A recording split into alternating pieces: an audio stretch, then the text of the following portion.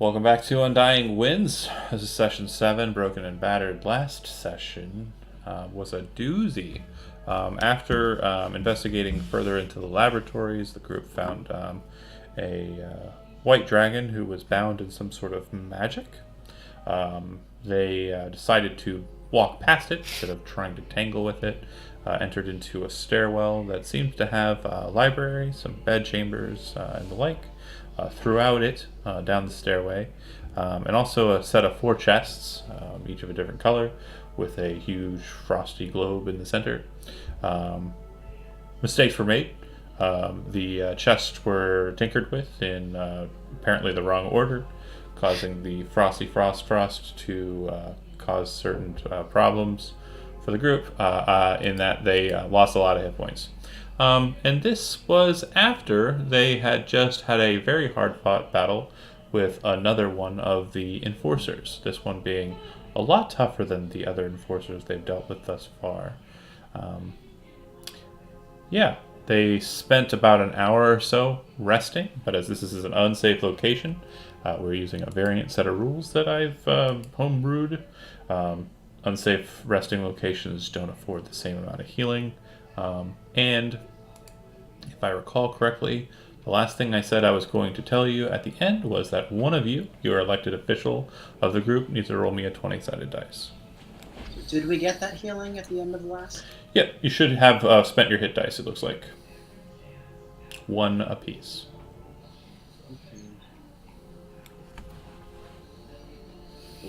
So nominate your elected official. Oh, and I didn't take mine because I went off and did something else at the. I don't remember what I did, but I remember casting some ritual or something that I didn't take my hit die. Okay. So I minus my hit points back. No worries. So that said, nominate your elected official. Naturally, I would say that Tim is a great leader for the group, and you should definitely go with him. No. I don't want to because he's been so unlucky lately. Let's go with Andy or somebody. Anybody. I mean, I don't know Guys, about. I don't know if it's been that I've been unlucky. I've just been really stupid. Maybe Zach. Zach's always lucky. What? Let's go with Zach. Great reply. What? Oh man. I'm looking to change our luck. Yo, Man. let's nominate Matt, and then we'll all survive another week. Yeah. There you go. Guys, I'll take the hit and the responsibility. I'll roll. I don't mind. We'll wait until next time we get to play with Matt. We'll just go ahead and call the game now. Thanks for playing, guys. Good call on the meta. The meta. We'll have Tim roll then. 14. Okay, good deal. So I was actually going to say, like, there was actually like a Tetris paradigm, like where they ran it with a computer, and the computer was about to lose, and instead of losing it, just hit pause, and just held it on pause forever and ever, and it said, "I'd rather not lose," because I'm supposed to win, but I can't from this point. Anyway, okay. It doesn't sound like anything crazy happens during your rest. No sounds, noises, or anything. Nothing untoward. So as we stated last session, as you saw last session, directly above you is another floor similar to the floor you're in, with 4 chests and a wintry globe in its center, and another stairwell that leads up. That stairwell leads up to a room that has a dragon. According to Yen Lauren, that dragon is free, no longer bound by its magic. And then downstairs there is a master bedchamber with 2 chests that haven't been explored, 2 wooden chests, a large bed, and the corpse of the enforcer left there. You guys did discuss trying to move it, but then very quickly just gave up on the process. There's also a fire pit that's still burning fire, and that fire seems to be real fire, not magical. What was the thing that told us to get out of that floor with the fireplace? Yeah, it was apparently some sort of elemental, or some sort of fire entity inside of the fireplace. Okay. Yep. It was a scary thing. Especially when we have no help. Sorry, guys. We all make choices. So how should we proceed? Should we investigate those chests? Or should we just get the hell out of here? Well, how do we do that? The dragon is upstairs, the elemental is downstairs. Directly above you is a set of 4 chests with Wintery Globe. Directly beneath Oh. you is the elemental, and then the 2 chests. There's also a door in that chamber. Maybe we should check out that door. Yeah, maybe we should check out that door. He's okay I with mean, me. what exactly... Do you guys remember exactly what that elemental said? Or at least the gist of it? Something like, you're all gonna die. Nah, I don't remember. Someone important's room or something. It served someone from the conglomerate and I think was wanting to bar us from going any further. Not that we should necessarily heed its call, but at the moment we may not be best equipped to handle it. We're more likely to talk our way out of the deal with the elemental than that dragon. Let's see. We don't want to deal with the dragon, that's for sure. Eh, What do you think, Ren? Yep, let's try downstairs and the door. Alright. Okay. As you guys are getting ready to gather yourselves in muster, Sam has been sitting at one of the desks in the chamber the entire time and seems to be kind of lost in thought as he's scrolling over some of the books and papers. For the last 20 or so minutes of the rest, he's been very intently scrawling out and documenting things and pulling books down off of the shelves, every so often getting up to move to one of the other books. If anybody asks him what he's doing, he just kind of like shrugs you off and goes, "This is important. This is real important. Do whichever you're going to do. I'm staying here." And he goes to sit at the desk. And my accent is obviously worse than Matt's, but Matt's is also pretty bad. So it's all fair, I guess. I thought it was a good approximation of how Matt sounds. Thanks. Well, I guess that compliment's a compliment. Yeah, I agree. Cheers.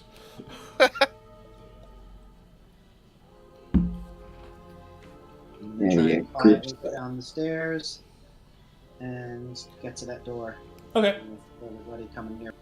Okay. And Ren, I'm assuming you're going first? Yep. Okay. Should have shifted over to the other side. Yes. Alright. You see that the body has been dragged across the entirety of the chamber and is sitting about half in, half out of the fire pit. And every so often you can kind of see what looks like the head of like the flames inside kind of come out and kind of bite down on the body and drag it in like an inch or so, burning the top of it and just kind of scalding it. So we're going to try to make our way as far away from the elemental as possible. The doors to the east, to the There's west. the chests and then there's the doors. Yeah. Yeah, I'm not going to mess with the chests. Okay, they look like simple wooden chests. They don't appear to have any locks or anything on them or any kind of weird markings or anything. I'm not going to mess with the chests. If somebody else wants to check them out as we're going to the door, that's up to them. Who's following after Ren? I don't know. I was about to say no volunteers. I mean, if you want Valette there, Valette will go next. Well, you My should question come was, with, actually, did we check the door before to see if it was locked or not? I think I just stole the flames. Hold on. No, you did not. Okay, so I want perhaps- Valette near me because I want to use the group stealth feature. So if you're within 10 feet, you get a bonus to your stealth. I'm trained in stealth, We covered so this I last would time. get that bonus. Bro- But I do have disadvantage because I'm in heavy armor mode. Proskar, are you messing with a chest or going straight to the door? I'm going to the door. All right, Valette. I'll go to the door. Yeah, and Lauren.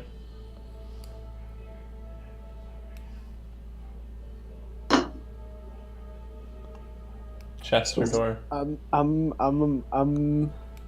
know, I know you want we'll the mess chest. with. Don't do it. Do it. Set off Yeah, that yeah, trap. I'm messing with that chest. The You north know I'm chest? messing with that chest. Yeah, Okay. yeah, or at least I want to take a quick look at And it. Gilbert, you were heading down before, right? Or right after, right? Yeah, I'll head after everybody Okay. else. If I see him touching the chest, I'm going to try the door or check the door at the same time. Okay. Like to give us a way out. Both of you make an intelligence investigation check. Can I aid? Sorry. Yeah, you can aid Ren. That's fine. 17. Okay. There doesn't appear to be any markings, latches, mechanisms. It appears to be just like a trunk that's kind of like the lid is just kind of laying flat on the box of the trunk. 26. The door is locked. The door is arcane locked. The door also appears to have an alarm set to it. God damn it. But it appears from your glancing and your inspection, your friend Broxar kind of leans in and goes, it's kind of like the conglomerate lock that we encountered before. And you guys kind of like piece together that if you had the key, you would not need to worry about any of those things. Okay.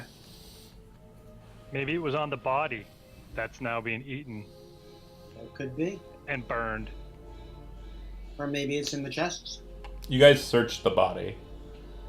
It wasn't on him. Okay. I couldn't even remember if we'd searched it. All right. Shoot. So we have to find that key. We got to check these chests. I'll check the chest in the south. Yeah. Oh, sorry. One more thing. You got higher than 25. I forgot to mention. The lock mechanism, it appears that it's locked against anything entering into the door at this point. But what you're noticing, Ren, is that the lock seems to be magically set so that the lock can be turned. So what that means is if you wanted to lock people into this chamber, you could turn the lock if you were the person who had the key or the control of the arcane lock. Or if you wanted to lock people out of this chamber, you could turn the lock so that it was the other way. Got it. This is a resting place almost. Yeah. No. Is this elemental doing anything now that we've been here for... Slowly chomping few on the seconds? body. It's probably made it to about the stomach level, and the legs are kind of just sticking out. We want to get out of here before then. Let's check the chest. Based on its progression, though, as you're watching it, Yen-Lauren, and then going towards the chest, you would note that it's taken a long time, about an hour, for it to drag it all the way across the room back to its hearth. And it seems to be kind of consuming it at a very slow rate as well. You open the chest, Yen-Lauren? Well, Yeah. Why not? Inside Seems like there's the wrong choice. metal holders that are kind of holding two round vials up over the bottoms of the box, and they're stoppered with what appears to be kind of cork that's kind of sealed in with wax, red-colored wax. The liquid inside appears to be a reddish color with kind of a hint of yellow within. And I don't recognize any of this. You make an intelligence arcana check.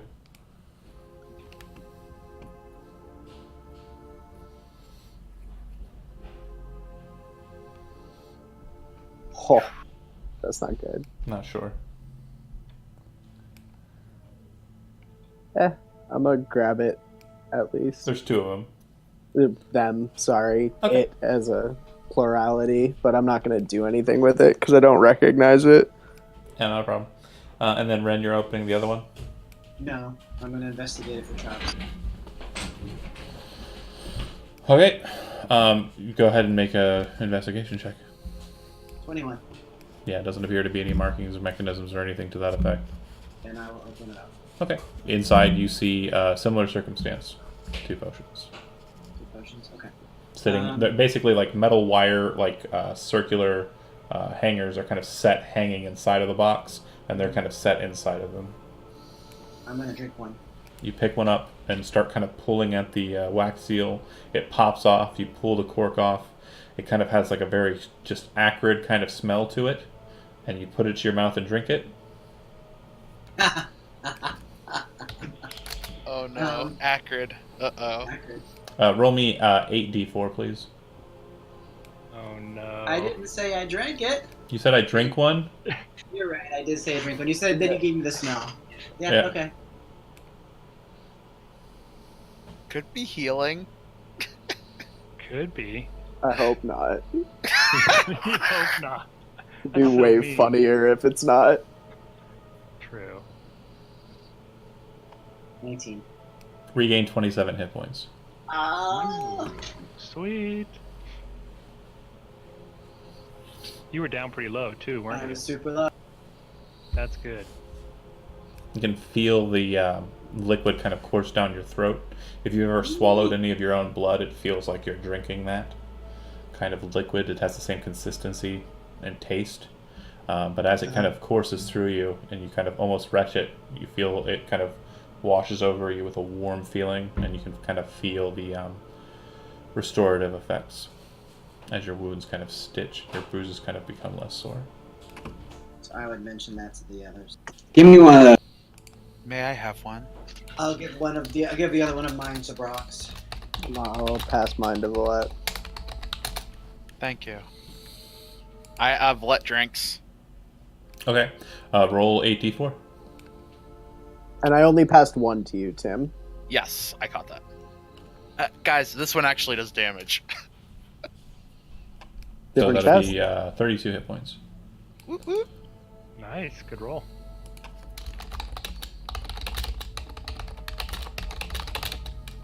I'm above half health. Nice. So Broxgar's taking one, right? Yeah. I believe so. Yeah, roll 8d4.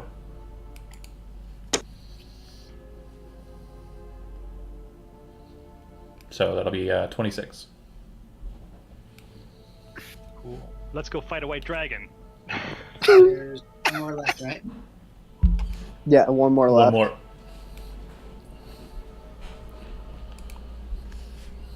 Right, dudes? We got one more for in case somebody gets hurt. Nothing else of note in this room, right? No. Yeah, it looks like if you were to stay here, you'd probably have another, 30 or 40 minutes of just sitting around time if you'd like, as it's consuming that body. Your presumption, based on all the activity that's gone on so far, the primordial seems to be kind of or the primordial, slip of the tongue. The elemental seems to have a bit of a current circumstance it's engaging in. Could I just quickly search the room underneath the carpet in the bed area, just to see if Investigation, there's- intelligence, please. Can someone aid me with that? If I see him start looking around, can I guidance that? You can guidance it, yeah. And then someone else I is am helping. not trained in investigation, I'm so I'm not trained in it either. Well, you don't even need it. Look at that. Holy crap. Roll a d4.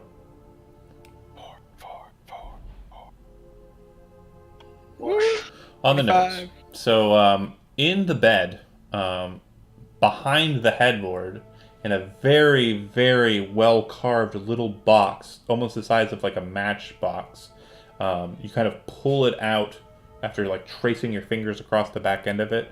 You pull it out, and inside there appears to be a small golden key. Whoa, yeah. It looks like it might be a perfect fit for the door across the hall or across the room. We're gonna do that. All right, bear with me here. All right. Let's see.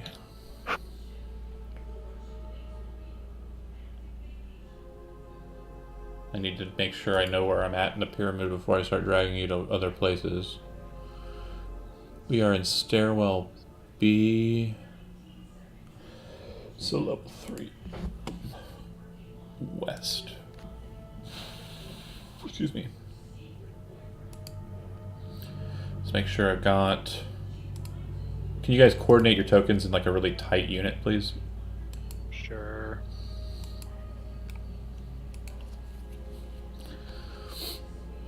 So the door opens up to about a 10-foot small hallway that cuts to the left and the right, and the left and the right seem to kind of wrap around the outside of the room you were just in. And then straight across from you is another double door. So the double door doesn't look like it is locked. In fact, it actually looks like it's ajar. And then, like I said, there's a hallway 5 foot wide that goes left and a 5 foot hallway that goes right. And it looks like they arch around the exterior wall of the room you were just in. Does that make sense? Mm-hmm. I think so.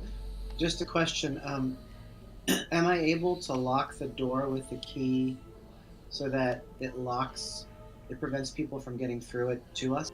If someone else has a copy of the key, they could get through. Okay. But yeah. But you know what I mean, though. They would lock the door behind us essentially, and then if we wanted to, I could use the same key to unlock it from the other side. Because that's the That's accurate. I'll do that. Keep the key. Okay. But yeah, you can get onto the other side, use the key to basically turn the lock, and then lock it so the back end behind you is locked now. Yeah, I get what you're saying.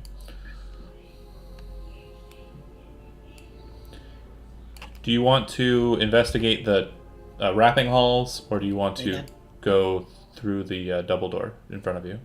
Can't hear you. Do you want to go through the wrapping hallways to your sides, or do you want to go through the double door ahead of you? Let's check the hallways out first, and then do the door. You said that the door is already kind of ajar. Correct. I guess I would want to sneak up and just listen, or peek in, try not to give myself away before. Sure. So what you would note is that the double door kind of narrows to about 5 foot wide. It looks like it leads to another door, a single door at this point. And that door is not ajar. I would whisper that back to the group.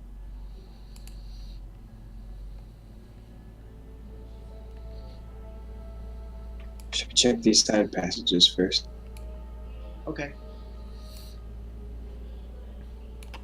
Okay. If you go left or right, either way, eventually what you find out is that the hall kind of leads all the way around the exterior of the chamber. And all throughout the passageway, you notice that on the ground there appear to be concentric circles that are just kind of drawn out on the ground. It also feels very cold in this chamber compared to the warm hearth of the room you were in before. If you'd like, you could make an intelligence arcana check to try and figure out what these concentric circles might mean. But otherwise, it just appears to be Circle Town. 18. It appears to be some sort of wording, possibly an abjuration. As you're kind of reflecting on it, it seems to be kind of holding something in the stairwell. If you had to venture a guess, you presume it's the fireplace. Ooh, interesting.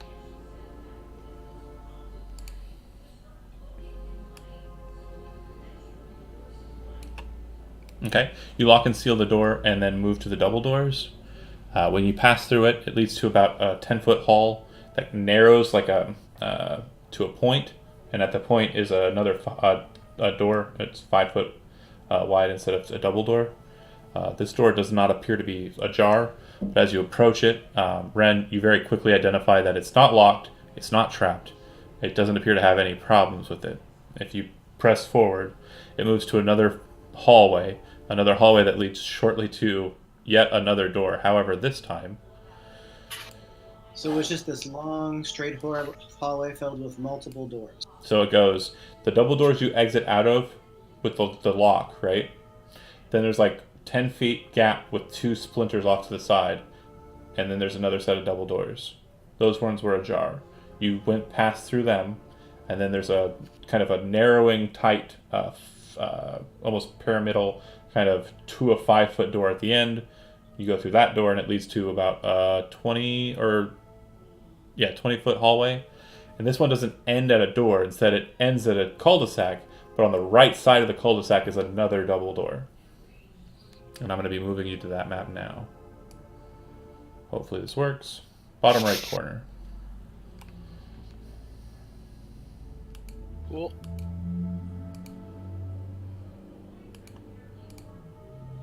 Dark. Oh, is this marching order? I threw you guys in just as you were. If you want to switch and read... I know. Yeah. I assume Villette is probably closer to the front. Yep.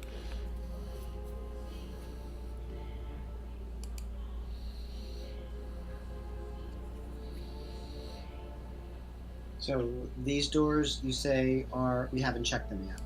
Somebody stepped on it now. Correct. No, this is, These... could I check the door? Yeah, these double doors are similar to the first, not the locked one, but the first set of double doors after the locked one, in that they appear to be kind of just loosely kind of hanging in their frame. They are closed, unlike those other ones, but they don't appear to be locked or trapped. If I feel against the door, is it hot or cold? The temperature has actually gone up since you've left the stairwell. Excuse me. But it's not hot to the degree where it's like burning you or anything. It just feels warmer here than it did. It's like room temperature versus just outside of freezer. So I would look to Valette, as if to say, it's not trapped, it's not locked. Maybe you should go first with your shield up, kind of a thing. I don't have a shield, but okay. Okay. Whatever You are Put the your metal shield. body in the front. Oh yeah, I broke that, didn't I? Yes, you did. 2 less AC. Woot woot. You still against the shield. Okay, are you going through the door? Real quick, inventory check. Brox, you wouldn't by any chance have a shield you don't use, do you? I have a shield that I do use, but you can have it. You said I could have it? Sure. Thank you. All right, I'll set your your AC, the two of you, and then Valette, after you take up the dwarven shield, which dwarves typically have round shields, like rondel, kind of like round wooden stout shields, or steel, depending. Probably wood in this case, versus what you had before. You kind of take it up. Would it have the blaze hatchet markings on it, or just be just a generic shield? It's generic. Okay. It's like a little buckler. Cool. And then you pop open the door.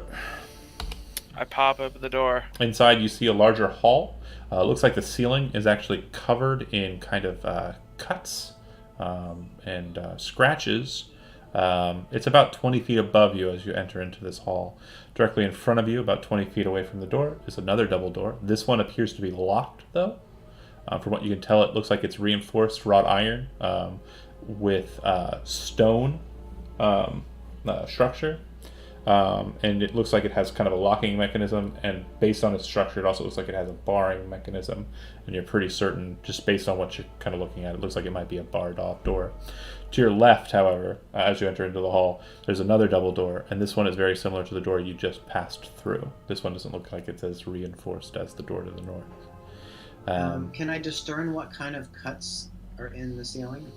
If you'd like, you can go ahead and make a survival check or a nature check. Your choice. Ooh, interesting. Can I help him with survival? I would say no. Okay.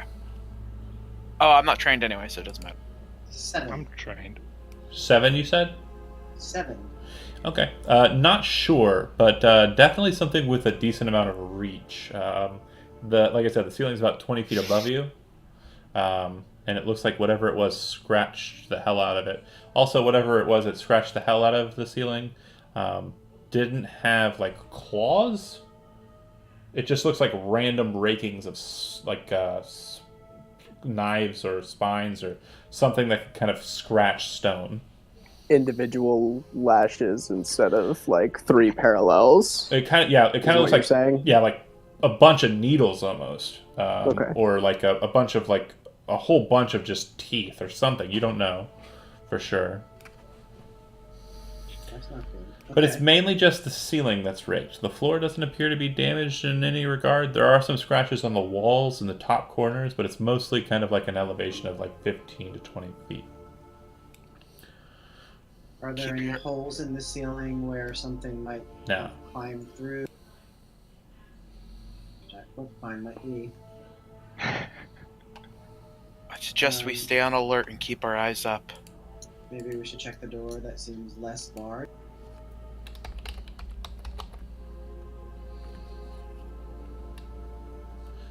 If the danger seems like something we cannot handle, I highly encourage you all to flee, and I will hold them off as best as possible. Where are the teeth at? Above me? Yes, ceiling. Alright, I'm gonna be right here.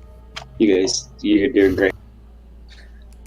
You guys are doing great. See you later. Here, let me be around the corner then, too. That's a good idea. Can I check this door for any problems, traps, or what's not? Door is not trapped. It is locked. However, it is barred on your side. There is a bar in place that looks like it's a solid like block of iron, wrought iron, like just black beaded iron that's been kind of slotted in place, and it looks like someone has taken the effort in the course to kind of like set pins to kind of hold it down so that it can't be bucked up. So you can easily remove the pins from the mounts and pull the bar up if you'd like, but apparently whoever is keeping this door closed off is keeping the door closed off this way. The other thing you'll note is the door on the right, about eye level for a regular person, not a halfling or anything, like a regular person. An average height, medium-sized creature. Yeah, I know, I'm sorry. A medium-sized creature, not a dwarf. Maybe. Gosh, I keep on digging the hole deeper. I am sorry. For a humanoid about average height is an eye slot that looks like it can be slid back and forth. Again, on your side. So I'm going to remove those pins and... One more time, though. I don't think I covered it. The slider can be slid open on your side so you can look through the door on your side. Oh, okay. That's on this door. Correct, on the right side. Okay, yeah, let's do that then. Okay. So you slide open the door. Inside, what you see is a lot of rubble directly in front of you on the ground. A much higher ceiling than the one that you're in. There's a lit brazier out in front of you. It looks like it's kind of smoking and smoldering, but there's a decent amount of light coming from it. There are a couple of chairs off to the right that look like they've kind of been, one of them's been knocked over.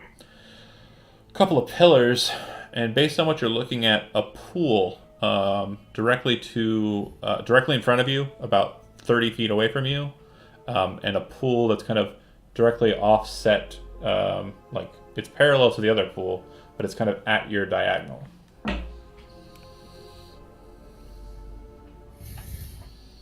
I would describe that to the others.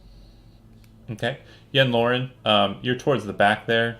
How did you get into the wall, Joe? No, he just went down. I'm still in the hallway. Okay. It looked like you were in the... Just see me. I just don't want to be underneath the teeth. You talk about Gilbert? You don't control my life. I've got to figure out how... Don't metagame me into your traps, boy. Well, I just want to make sure you're not inside of the walls and sneaking through walls again, because this has happened before. No, this is a doorway here, right? It's not walls. Again, on my map, it looked like you were in the wall, so... They're coming out of the goddamn walls. Anyway, I love love you too. So, Ren, are you opening the door, moving in? No, Ren. Or? It doesn't sound like there's anything in there, Ren. It just sounds like a bunch of... I mean, there's no doors in there, right? I mean, there's a chair in there, and there's a brazier that's brazier. Do you try to listen in? Of course. Okay, so you hear two things. What sounds like kind of a slurping sound, That's not good.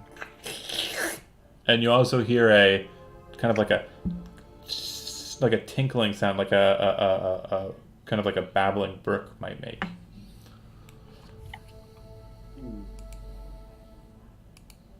I don't know what that means.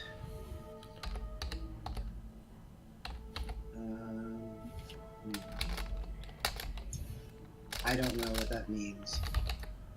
Well, But there's no other way besides the other door that's barred to us. Correct. what I about guess. over here? Is there something over here, like a door? Well, there's a door to the north, and that door appears to be barred. Does anybody want to check that door, listen to it, or check it out or Yeah. anything? I'll listen to it. Is there a slider on it? No, it's not. It's locked on the other side. Ah, okay. I'll listen just to see what we hear. Okay, make a wisdom perception. Wisdom, perception. Let's do this.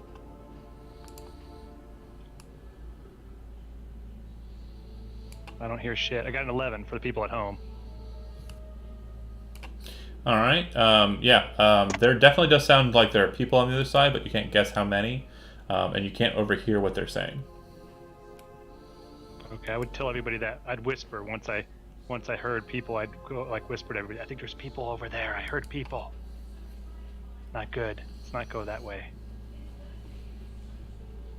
Oh wait a minute. People might be better than whatever's in that room. It could be better. It could be worse. This The is decision true. is: do we head back and try those other doors? Do we open these doors and go back so that whoever's in the other room has to face it, or do we forge ahead and fight what we come across?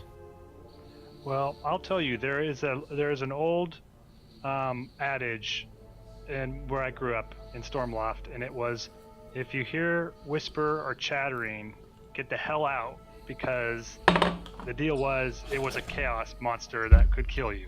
Is So- there any? There Are is there no any whispering or gaps chatter. in the door that Gilbert was looking through? Any is there a small gap underneath that we could potentially fit a small item? Yes. You know how most doors have a little small gap? Yeah, I'd say And a does little anyone bit. have a marble or a small item they're willing to sacrifice? I would say it's a little less than like marble size. You might be able to slide a I piece can of do. paper I have a through. burglar's pack. I could do ball bearings. You Can I might be get able. You might be able to slide a. Yeah, I guess Can I a get a ball ball bearing. bearing under there? Can I get a ball bearing? Yeah, Ren? I'll say yeah. Yeah, I got like 1,000. Great. What are you gonna do with it, though? I mean, if you put a ball bearing in there, what's that gonna tell us? I want to make sure I remember this spell correctly. Oh, nice. Yes. As a cantrip, I would like to cast Conjurer's Trick, one of your cantrips, on the ball bearing and roll it underneath the door. So that way I can, until the end of my next turn, see and hear as if I were that object. Perfect. So at least for Wow. a few seconds, we That's can kind of awesome. pick up what's in there and see how many people are there. Okay. Make a let's go with an intelligence stealth check. To make him make a By a constitution hand? check because he's spinning round and round. You're trying to make sure that it doesn't like catch 16. anyone's attention.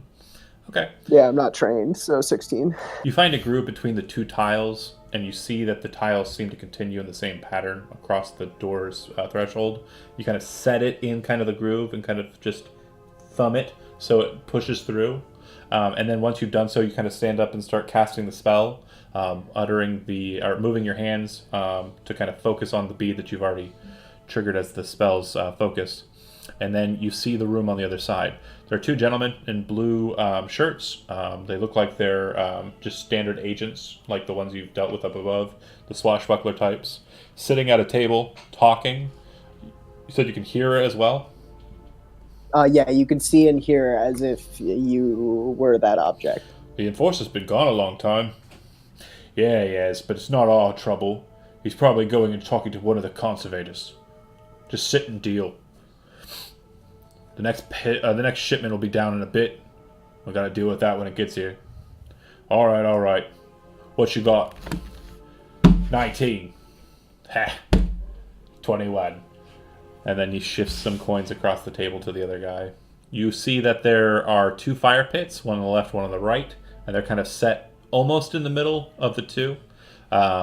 Beyond them, there's a staircase that kind of goes up a bit, just 15 foot wide, kind of short dais really, with two statues on either side of it. And from what you can see from here, it looks like the other side of the room might have some sort of like bed chamber, but you can't see much of it in the shadows. The fires kind of create like an almost Game of Thrones in Winterfell kind of scene, so you can hardly see anything. Fair enough. That wasn't salty at all. No, I'm sorry. That's all good. I think Kevin's watching, so I'm trying to play to my crowd. Oh, he's not watching. I obviously share that with the room. There you go. There's your information on what's on the other side of that door. Okay. Can you do the same thing? Can you do the same thing with the other door? How many fucking ball bearings you Well, got? It's a cantrip, The bruh. only other door that there is the door with the slidey hole, and you already know what's on the other side of that.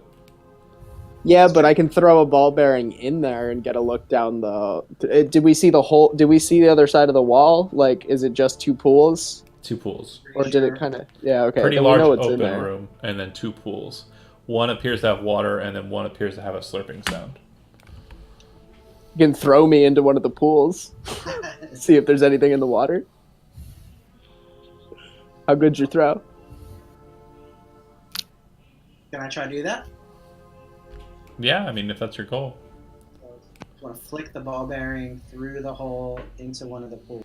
Okay. Just make a dexterity check. So just click dexterity. 17. It flies into the pool that the slurping sound's coming from, I presume. As it hits, everyone in the chamber kind of hears a... And then as the ball bearing hits and you take sight from it, you see an eye stalk pop out with 3 eyes set in it, kind of stare down at it, and then snap back into this pile of bodies.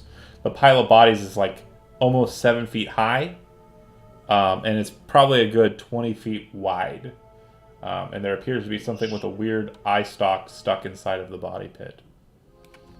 You're my hero with this cantrip, Zach. I literally just thought of it. I was like, I wonder. That was the best thing ever. I was thinking it's really stupid to go against the 2, but I think now that's the best choice. Yeah, dude, let's take on 2 dudes. Fuck them. I'm digging the Splinter Cell vibe, so... Yeah, you like that? Yeah. I almost want to give inspiration for it. That was such a good idea. Yeah, go ahead, get inspiration. It's your own fucking spell. Get inspiration. Everyone buy the book. I don't remember which one I got it from. Spells one, wasn't it? I don't think so. No, it was from Heroic Options, I think. Thank you. Heroic Options. Volume 1. Sweet. The M's Guild. Yes. Cool. So yeah, I don't know how you want to approach it, but there's your option.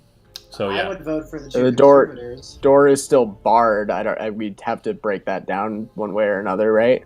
I may be able to get them to open it for me. Yeah. If you give me a moment to prepare. We can set up a trap. Yeah, actually, that's a good idea. We could find a way to set up a trap. Well, just give me a moment. And, John, I'll just sort of stand in the corner and go about fixing my face to make it look like you. how long are you gonna? I mean, how long are you gonna take? Are you trying to do a quick job just so it's rough and like possibly passable, or are you trying to like full game, take your time and make it as possible as possible? How long does full game possible? 10 versus 1, or 10 minutes versus 1 hour. Passable. Okay, go ahead and make we're not gonna take an hour here. No check needed. You are using the disguise kit, the advanced disguise kit. So shift after a time, and you look pretty damn close to that guy you just killed back in the other chamber. And you got his jacket as well, and so you kind of throw it on. Yeah. All right. So I won't be able to do your voice justice, John, but all right. So try to stay out of sight in case they can see through, and I'll see if I can get them to open up. All right. And maybe we could retreat back to the other room. Around the hall corner? Yeah. Well, the idea is to rush them once they open the door, so don't be too far. Don't go that far, guys. Go to this corner where you were. Oh, I see. Yeah. The idea is out of line of sight of the door. There. Yeah. That's good. Maybe Brock should move over just like another tab or something.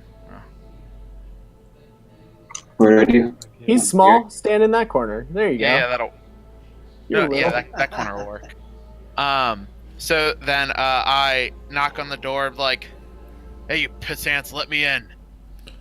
Oh, yeah. All right. You hear one of them kind of shuffle up off the table, kind of move in to the door, and the door opens. The man kind of steps back once the door is opened, pulling the door in towards him, and that's where they're currently stationed at the beginning of the door being opened. All right. Is your goal to rush? Are we charging? Is your goal to rush? Okay, if your goal is to rush, what I need is everyone on the team to make a dexterity stealth check right now. Should I give group stealth? You give group stealth always, yeah. Okay, so that's... If you aren't proficient in stealth, you add half your proficiency to the roll you make. What's your proficiency? Yeah. Half of your proficiency. So that would just... Oh, okay. Half of 3. +1. Got it. I got a 7. I got a 17. Oh, sorry, you didn't need to roll one. Oh, 14. okay. Cool, I cool, cool. nailed that. Okay, so got 20. everybody got over a 14. Yep. Or I got a 14. Okay, so one person was caught out. Okay, so kind of as the door opens, he becomes kind of so everyone who is not Yen Lauren, because you only just got it on the nose, you have a surprise round. Take it. Yes. Sweet. Let's All get right. him. I rush up and one. Oh no, sorry. stroke- I apologize. You're the one who's starting the trick. You open the door. This is how everyone's doing it while that's happening. So I apologize. Oh, okay. Yeah. No. That's cool. So I shoot. you have. Where'd you get crossbow bolts? I have 2. You used them last session. Yeah, but I could have recovered them. I said one broke against the wall, so you only had one remaining. Do I not have that one then? You have one. You have one. Is what I'm trying to say. Okay, then I shoot the one. Okay, that hits. I am going to recover it when I'm done killing this guy. Roll a. Well, hold on. Let me roll to see if it's salvageable. Yeah, it's fine. Okay, damage. And this is the lead guy you're shooting, right? That would be the first one I could see. Yeah, so the one. Okay, your crit damage is wrong. It should be 10. Just 10 static. You should be able to apply that in the. Just instead of putting a dice number, it should have like a spot you can put critical damage. Just put 10 for that weapon, and so it'll be 23 points of damage on the first attack. All right, and then do you have anything else in your surprise round there, Broxgar? You want to move or anything? Nah, duck back around the corner. Okay.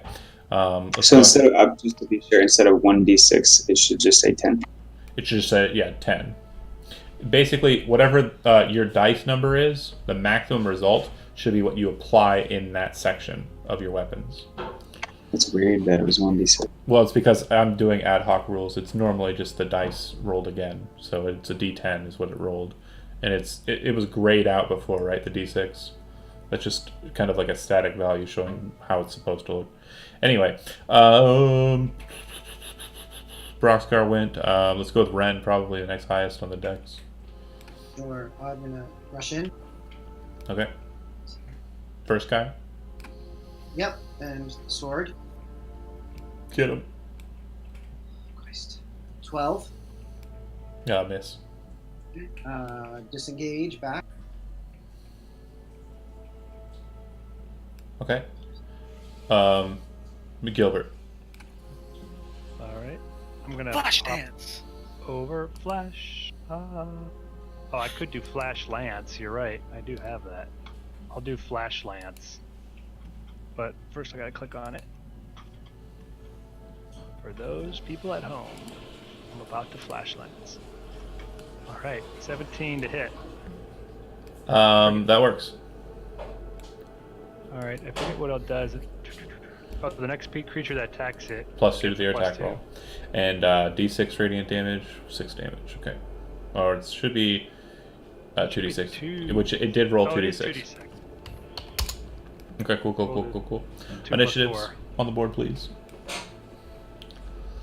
Initiative. Where's my initiative?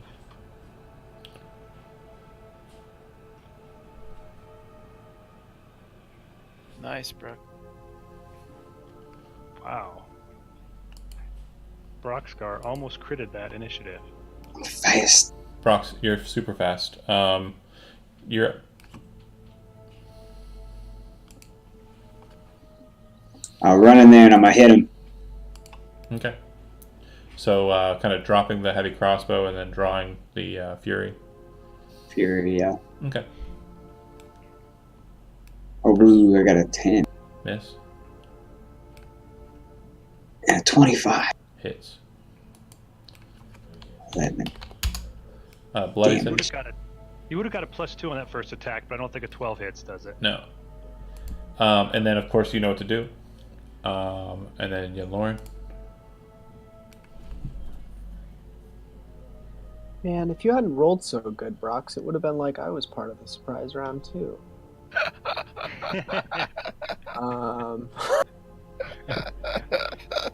Let's see.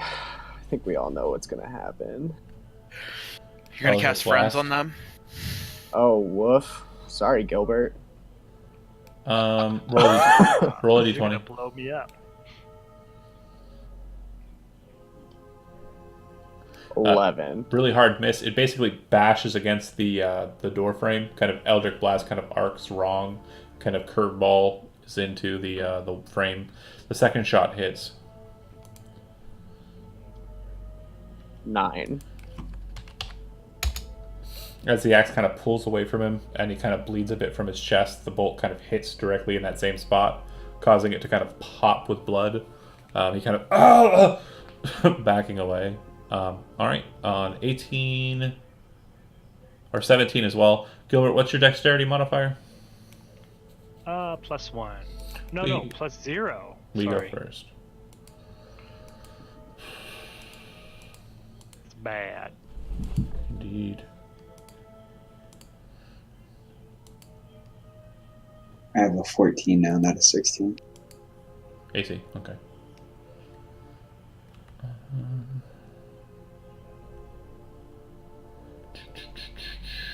All right. I think I should give you your shield back after this fight. In unison, the two of them draw both of their weapons, rapier and dagger, out. The one in front of you that's wounded kind of reaches in with the dagger and kind of shunts it towards your face. Let's see. That'll hit for 6 points of damage. And then he's going to luring attack with that attack, which means he's going to drag you into the room to there. No. Over one. And then that was his use of that. So then he'll rapier attack you, and he misses with that one. So I hit with those two, and the last one missed. All right, and then the other one, now kind of holding a flank against you, will go in full bore, rapier, hit, and then dagger. He will throw the dagger at Gilbert. Crit. Block it with my shield. Catch it in your mouth. Arr. Yeah, he's catching it in his mouth, but it's crit damaging him. So Oh. it's gonna be 9 points of damage from the dagger crit. And then Joe, you're taking 23 points of damage from the rapiers. Ouch. And then the one in the corner will disengage as a bonus action. And he will go Rogues. there. Yeah, they are rogues. Swashbucklers even. Man, those swashbucklers. They're buckling that Joe Orbic swash. Alright, that's them. They're done with their turn. Go ahead, Valette. Or not Valette, whoever's next in the initiative. I can't. Gilbert. Good. Gilbert's up. Finish yeah. them, Gilbert. Which guy was hurt? Was it this guy? The guy who ran In the away. back. Yeah, okay. Well, in that case, I am going to flash lance him. I gotta check what was the range on that? Did it say? It said 60 feet. So I got him. Okay. Alright, I'll flash lance him again. Flash. As you throw the bolt forward towards him, you see the statues on his sides. The eyes kind of light up a little bit, just faintly, and you see the lance kind of dissipate slowly as it starts to approach him, kind of slowing the lance down. He kind of darts to the side, and you see it kind of just trail past him and miss. Like there's a moment as it passes the barrier between the two statues where it seems that the spell's kind of like resisted. Not cool, man. Valette. Alright. Make a free intelligence check for me, Valette. Alright. 18. Common conglomerate installation. It's called a spell ward or spell wall. And typically any spells that are flung from one direction past the threshold will have problems. Just spells, though. But if you're on the other side, though, you can affect anything on you can that shoot side. out normal, yeah. Oh, okay. So it's a one-way shield. It blocks things from getting into it, not things from getting out. Okay. As Valette charges this dude, she calls out, "Spells won't work against him behind that ward." And goes to Snicker Snack with... He kind of looks at you and he goes, "Are you one of us? Why are you fighting us?" Dang. 17, and Hits. I'm guessing a 9 hit misses. 8 damage on the first attack, and then roll a d20. Alright.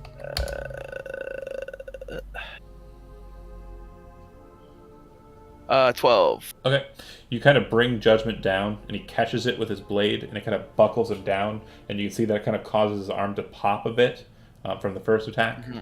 And then he kind of pushes you back away. You swing Judgment in wildly, and he kind of snaps the blade to the side, just kind of whips his rapier down to knock your weapon away, which kind of just causes you to spin a little bit awkwardly, but besides embarrassing for a fighter type, it's not too much that hurts you.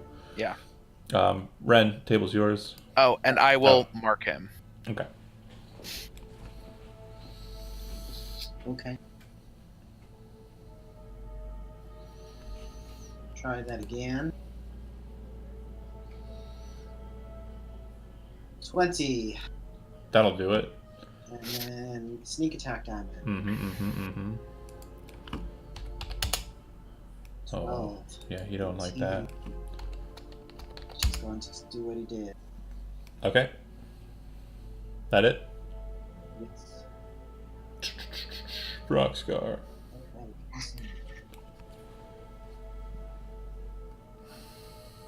Swing, swing. 21. Hit. And 25. Hit. 9 and 11 damage.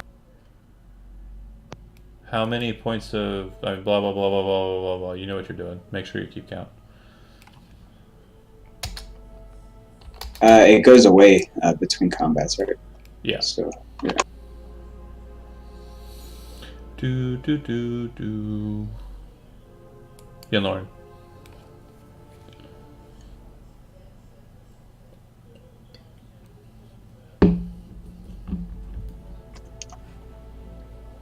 Pops out. I'm gonna hit the guy closer to Brockscar. Cool. Oh, actually, wait. Yeah. They're both pretty bloodied at this point.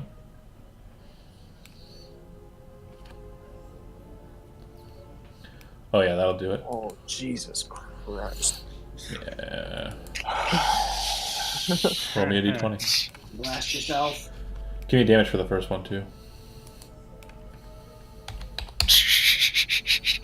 12 damage on the first one. I rolled a 2 on the d20, and I'd also like to use my Grasp of Hadar Eldritch Invocation and pull him in a 10 feet line towards me. The issue with that is he's currently blocked from moving towards you because he has targets in front of you. Can I not? Oh yeah, you're right. I don't want to push him back. Yep. There was... Okay. Go ahead and roll damage again. Again? Yeah. Mm-hmm. Yeah. There's another 12. Let take 12 to the back of the head. You're welcome. The two bolts are kind of like twisting in a helix, streaking out towards the target. It kind of dips lower than you were expecting, and you watch it just kind of clip into the back of Valette. And the other one kind of arcs up over Valette, slams into the guy. Lord Kurgosler. Oh wait, no, sorry, me. All right. Swashbucklers. Yep. For my first trick, I will rapier attack, one on each of you. Boy. Alright, that's going to miss Brockscar, and that will actually hit Valette, 23, right? Yeah. 12 piercing damage. Alright, and let me just double check Sentinel to see, do I get the attack even if he misses? What a creature. It's if I attack, yeah. Alright, I shall snicker snack him with my reaction. Okay. And miss with 13. He kind of stabs into Brockscar. You bring your blade in. He kind of spins around, catches you with his pommel, and kind of just pushes the weapon up and then slaps it around, kind of catching into your shoulder, and then pushes it down in, dealing the damage against you. Then he kind of just pushes away, like almost sprightly, and just moves away from the both of you, taking a bonus action to disengage. And then as his last attack for his multi-attack, he throws the dagger at Broxgar. I thought Sentinel could attack somebody, but you already used He already used his reaction. Yeah, I would have been better off saving it. Yeah, it doesn't matter now, I guess. 22 will hit Broxgar. Broxgar take 6 points of damage. And Valette, it is Kurgozler's turn. Kurgozler's turn. You're right. All right, I'll go 5, 10. Oops, I'll move 25 feet and move right up to this baby. Boom. Then I will. You look miffed, Joe. What's wrong? I'm at 1. Oh, shit. That's all I. You chatted him. But you still have that other healing potion. You should be good. I'm gonna No. attack him with my Zach, and Lauren does. crane beak. Okay. Please, something will happen here. Make the Yes. attack at disadvantage. 15 to hit. Okay. As the weapon starts moving towards the threshold, you watch as the eyes flare up, and your attack feels slowed, and then you swing the attack through the threshold, and it misses. Son of a bitch. It seems magic attacks of any kind, magic weapon or otherwise, through the threshold are stunted, disadvantage. Valette. Alright, I guess I will wait then. I'll just hold my shield and try to block him. Alright, I'm going to attempt to basically run and tackle the dude, like trying to dive through the barrier and like push him back. So I get through the barrier and push him back 5 feet. Make an athletics check. Alright. 11. Alright. So I'm going to ask you guys here really quickly, do you trust me as a narrative storyteller to do something cool and thematic even though it breaks the read as written rules, or do you want me to go with read as written? Do something narrative and thematic. Unless someone wants to give me inspiration, and I got a crit. Alright. So as you're kind of charging, kind of pushing past the chair, getting through and moving up towards the dais, everyone else watches as the swashbuckler places his right foot at a higher step and kind of leans in on his left foot. As Valette kind of charges low against his legs, he pushes off with his back foot and flips in place using his hand, dagger hand, which is now free because he threw it, to place his hand down on Valette's head and push her down so that she is just kind of sliding up the stairs. She kind of rises to her feet as the other guy kind of lands in place behind him, rapier kind of held out at the ready. Nice. That's your movement and your action. Is that both attacks or just one? Yeah, you still have another attack. Alright. Then I'm gonna try and push him out. Alright, give me another one. Another 11. Alright. As you kind of shove with your hands out to kind of push, he kind of like leans sideways so both of your hands kind of fly past him on either side, and he's kind of still holding the, like, he spins and turns the rapier so it's still pointing at you. And you kind of stop because it's like, so you don't get the full, he beat you is basically what I'm trying to say. Ren, you're up. I'm gonna use one of my unwavering mark charges because he did hit he hit Brox, and I had him marked. So I'll take a bonus action third attack at advantage for an 18 to hit. Hold on a second. Can you throw unwavering mark out for me, please? This is how I do it. That's a lot of text. If addition, if a creature marked by forget it. It says deals damage. He didn't deal damage because he missed. No, I mean, he threw a dagger at me. That was not while you were adjacent, though. Yeah. So. Okay. My bad. No worries. I don't get that attack. It's a good effort. Yeah, I mean, I'm taking every single thing off of you guys. You need to get every inch of ground you can get, so I'm okay with that. That's perfectly fine. Ren. Yep. I'm gonna pop out.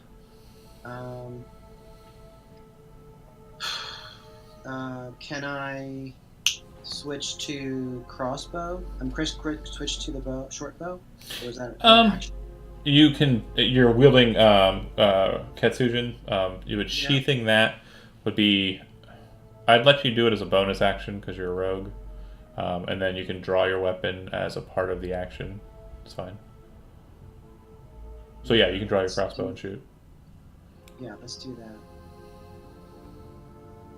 Yeah. It's a short bow, by the way. 23. Which one did you target? So the one that was more injured is the one. They're both about equal injured. Okay, then the one that's near Gilbert. Okay. All right. Sneak attack. I get sneak attack. Yep. So he's kind of facing off against Valette, and he's got the dagger, and her hands are off to either side of him. He kind of like grins, and it looks like he's about ready to just finish you off. And then you see kind of a bolt just appear like through him, as he kind of crumples in his place. All right. Shift to the right, and then back one. Okay. Broxgar. I plow through this table and I'm attacking the man. Alright. At disadvantage. 15 will miss. 15. Second attack. 13 will miss. Shoot. It seems like it's kind of like you're hitting against a stone wall and then it's hitting against a stone wall. It's aggravating, to be sure. Yanlorn? I'm gonna play it safe this time and cast that instead. Okay. So he'll have advantage in the spell because it's being cast through the field. Okay. He still failed it. He'll take his psychic damage, and he'll have disadvantage on his first attack in his next round. Nice. Which is now. Looking at my options here, I'm going to go one against Broxgar. Actually, yeah. I like this. This is tasty. Alright.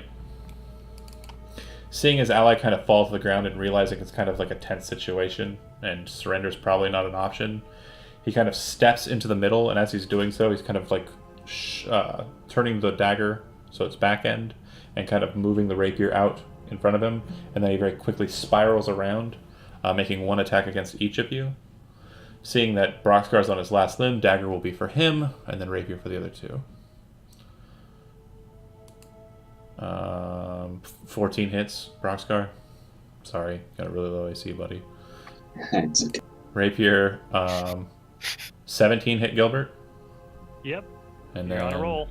Crit on Valette. It would have been great if it got killed all of us. So it'll be 5 points of damage for Brox, so 0. And then it'll be 7 points of damage for Gilbert. Alright. And then it'll be... Oh, that's a shitty roll. It'll be... It'll be 10 points of damage against Valette for a crit. That's so lame. I rolled a 1, a 4, and a 1. Oh. Is it possible to I think this a reaction? To do that for Brox since he's low? If you or a creature you can see within 5 feet of you. He's not within 5 feet, he's within 10 feet of me. Dang. Placement seems to be your 5 feet issues. of you is hit. Shut. Yeah, you definitely want to work on placement. Your class is really good. You just need to get people like to cuddle with you. Oh, sorry, I hit that again by accident. It's fine. I don't care. It's cool. Once in that position, he kind of just looks at everybody like angrily, and then if you're still standing, you can make an opportunity attack as he's taking the dash action. All right, I will sneak attack him, and I get rolled a 1. I rolled a 20 if it's at Yeah, Lauren, if you want to attack with the Dream Shard, he is running right past you. Yeah, hit him, though. you would too, Ren. Yeah, you hit him, Kevin. So would I attack with the short bow that I'm holding? Oh, no. You'd get an unarmed attack. I get an armed attack. Okay. So what is that exact? What do I You'd do? roll a Just strength. Just roll a strength check. Add your proficiency. Sure. No, you're not proficient with unarmed strike. Just strength check. Okay. No. On the 14. 14. Nope, on the 14. That's what I thought. Guys, if I could have hit him, he would have been stuck. He runs right past you guys. Yeah, Lauren, it sounds like he's only just made it around the corner, though. So. Yeah, he's got nowhere to go. We locked the door. Sure. Well, he doesn't. You applied Kevin's damage. Yeah, he's got very few hit points. Lord Kurgosler. Joe, John, real quick. How much damage did I take from that attack? 10. It was 10. Yeah. All right, cool. I'm gonna move 20 down to here and see if I can see him. Where'd he go? I say. Which That way did he point. go? He went around the corner. He went where you around the started. corner behind me. 25, 30, 35. I can see him there, but I'll go 35, 40. I have a 40 movement. I got it at 6th level. I forgot to plop it from 35 to 40 until just now. Take the But- shot. Do it. I'm going to take the shot. All right. I'm going to flash lance him. Flash. Hits. Nice. Sweet. I'm hitting now, guys. 5 radiant damage. So, yeah, you kind of look as Gilbert brushes past you, moving a lot quicker than you remember being able to. And he kind of comes to the corner, and it's completely dark in the chamber, but, you can see in dark vision. But as he kind of holds out his holy symbol, like the entire hallway kind of like lights up. And in the flash of it, you see the guy kind of just start buckling in. It's just like someone taking like a photograph in the dark. It just, and then it's completely black again. Nice job, Gilbert. Nice. Check those bodies. He should have surrendered. He might have Quick, lived. someone Did we stabilize give him the Brock. option to? We're still on initiative. Yeah, you kind of rushed No, him. we did not. Valette, you're up Yeah, next. don't blame him for that. I'll attempt. I'll He guys, should- you tell me. What's the worst thing that could happen if I completely flub my medicine or my wisdom check to try and stabilize Oh, wait a minute. Brock? So, Yes, two Call deaths. You me. kill I him. can cast a spell. Ha- A cantrip. Spare the dying. well, you're too far away. I'm too far away right now. Yeah. Valette, to answer your question, the DC is 10 to stabilize a creature for medicine. If you fail by 4 or more, it results in a single death saving throw failure for the target. So if he rolls a 1 after that, he dead. He did. Yep. Brox, are you trained in survival? Nope. Okay, yeah, you'd be dead then. I have a +3. Should I do it? Yeah. You could just wait until my turn and I pick him right back So- up with a bonus. Here are your two options, Tim. You can make me really happy by making a bad decision, I'm gonna do it. or you can make Joe not. Okay. He made it. He said he does it, and he rolls a 17, stabilizes Brox. Joe. I'll tell you what, Tim. I didn't roll one time for Matt, and he ended up dying. So you can't, you can't not roll. The one session I missed. Yeah, he ended up dying that session. You were chasing after Brazil. Anyways, Yeah. table's yours. Tell me what you're doing. Oh yeah. Checking I the wanna body. Check the body. Yeah. So they have the daggers have been kind of thrown about, a rapier, and then they both have light crossbows, but the light crossbows are actually set near the fireplace table. It looks like there's a total of about 20 bolts. Sweet. And you use those bolts, Brox? Yep. Bleh. They look like they could work for it, yeah. Well, Well, He- Brox is kind of unconscious for Yeah. 1d4 hours. Oh, I, Okay. Never mind. I forgot how that... That's good role-playing, Joe. Gain inspiration. While you're not. I placed the crossbow bolts on Brox's body. body. Here you go, No, friend. you take the quiver and you're like, pour one out for my homies, and just pour the quiver onto him. Brox, roll a d6. I thought you already used all those. Oh no, actually. Oh no. Nice. Yeah, you have used Take all of that those. D6. No, I haven't. I have 3 left, Huh? according No. to my sheet. You should Unless not I have used any. them. Oh really? Yeah, Then you great. Then I'm just gonna shove the potion down his throat because I have a potion on me. That's what I should have done instead of that. 8d4 Brox. Yeah. That's it. I'm 28 hit sorry. points back. It's okay. No, yeah, your resource. Yeah, the last one you used it to save. I believe it was Ren. It was someone. From Yeah, the had from the the soul, from the soul trap, sucked out of him. chest. Yeah. Remember the trap chest? Right. Yep. Yeah. Now I remember. I forgot the chest part. Thank you. Do Sorry. you guys have any keys okay. or anything else interesting? Yeah. So no keys, nothing like that. The room behind, there's a bathing vessel. Looks like a kind of a cupboard kind of setup, or dresser rather. A bed, a desk. The desk has a single drawer underneath the surface of the desk. There's the warding statues, which create the spell wall. The two fireplaces, stacks of lumber, and then they have leather armor on. Nothing else, really. Can we push over the hoarding statues? Yeah, absolutely. If you do it, it very quickly becomes evident that the magic is broken. You'll see the wall appear for a moment and then kind of become like broken glass. We could have used that to our advantage and tried to take a rest. I dragged the other body in the room if it wasn't already, and then... Oh yeah, he wasn't. He made it. Yeah. Okay. Yeah. I drag him in just to try and leave evidence. I ask if anyone can clean up any signs of blood outside, and does it look like if we bar the door, this might be safer than normal? Yeah. After we clean up the blood, if someone has prestidigitation, I bar those doors. Everybody's going inside. You're barring the doors off. Okay. Are we taking another rest? I'm hoping Because we can in take a long character, rest. this is gonna piss Yen Lauren off. We've spent a lot of time just sitting around and walking 10 feet and sitting around. Like, just saying. So, once you've barred the doors and you've made it inside, if the goal is to try and take some time to relax and rest and relax, I need one of you to roll a d20. Sam. Well, real quick, this is still unsafe then. Depends. Okay. Shoot, would we want to try and get Sam though? Because if we're gonna potentially qualify for a safe rest, would we want to get him in here? Because then he could potentially regain resources. Sam doesn't exist for the session. Okay, cool. Sam's fine. All right.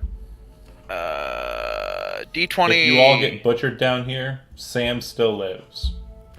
Nice. Wink. Here's at you, Matt. 16. All right.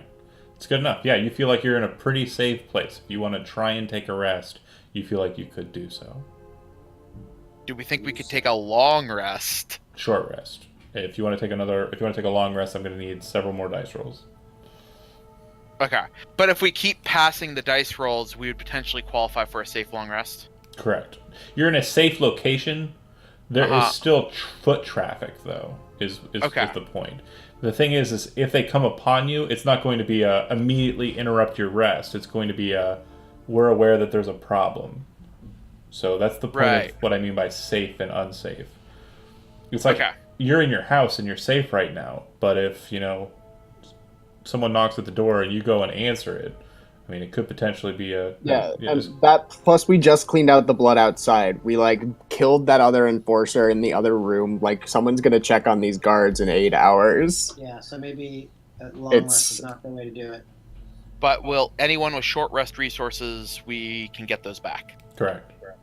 That's one healing die for everyone. That's it. I didn't use any of my short rest resources. Yeah, and you don't have hit dice. You don't have a stupid wizard around, so the warlock gains all of his spells back at short rest. I didn't use any. I used cantrips. I don't need it. Eldritch Blast. Oh, okay. Yeah. But I get Action Surge and Second Wind. This is very nice. These are good things. But yeah, you also get hit dice, which is key. All right. I only have one hit dice left. What happens if you have 0 hit dice? Do you earn hit dice back? No. Not until a long rest. When you take a long rest, you get half of your level rounded down number of hit dice back. Alright. Actually, no, sorry, rounded up. Wow, I had... Never mind. Okay. Got it. You can spend as many as you want, Broxgar. Do you have any others? What, hit dice? Yeah. This is a real short rest. So if you have any powers that you gain back for taking a short rest, like action surge, second wind, all that shit, you get that back. Oh, I didn't. The third one's a mistake. I was trying to. It's okay. 5, 6, and 5.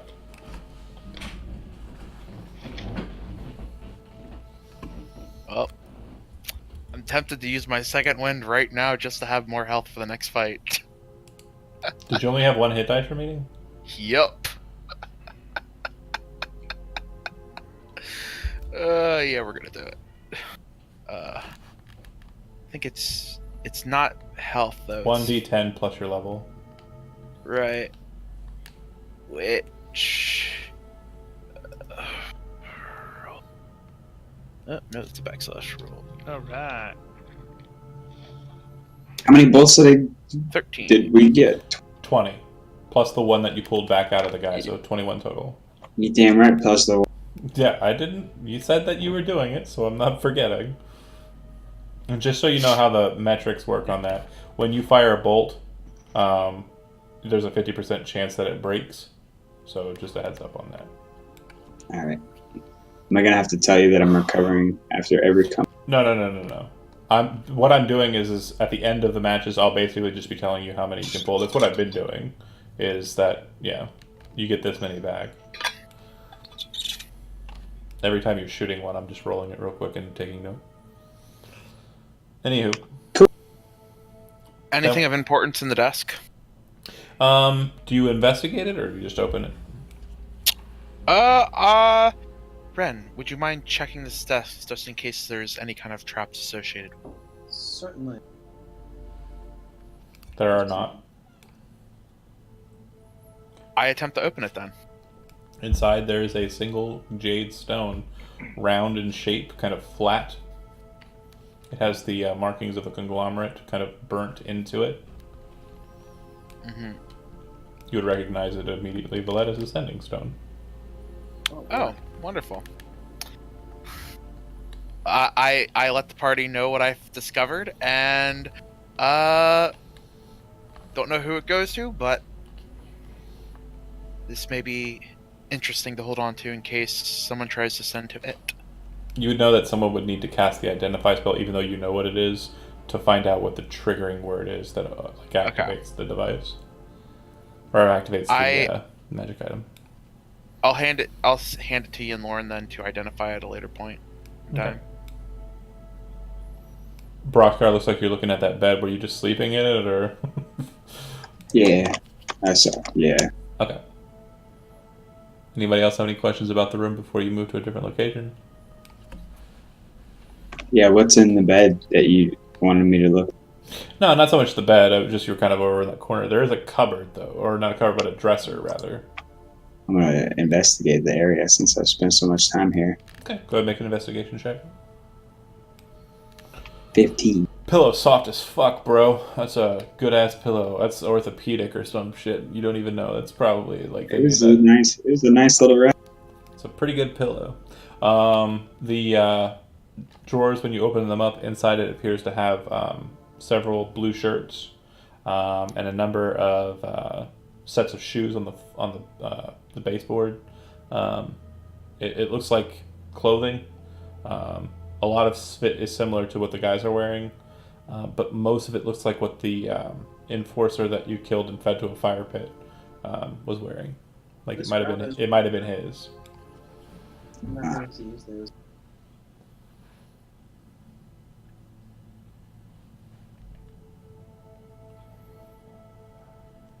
But yeah, I mean, I'll point them out to you. I'm not interested. I go clothes, and then I would put it in my bag. Okay. You hear a loud knocking sound coming from the hall chamber below. This would be after your short rest, probably 10 or so minutes after. As you guys are searching, investigating, and whatnot, you hear a loud knocking noise coming from what appears to be the door with the eye slit. Still looking like... Oh, he's the dead guy. I try to imitate one of the voices of the other dudes. I'm like, yes?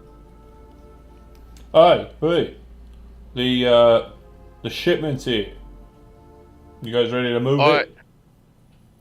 it? Yeah, give us a minute. We'll be right out. Yeah, hurry the fuck on. Alright.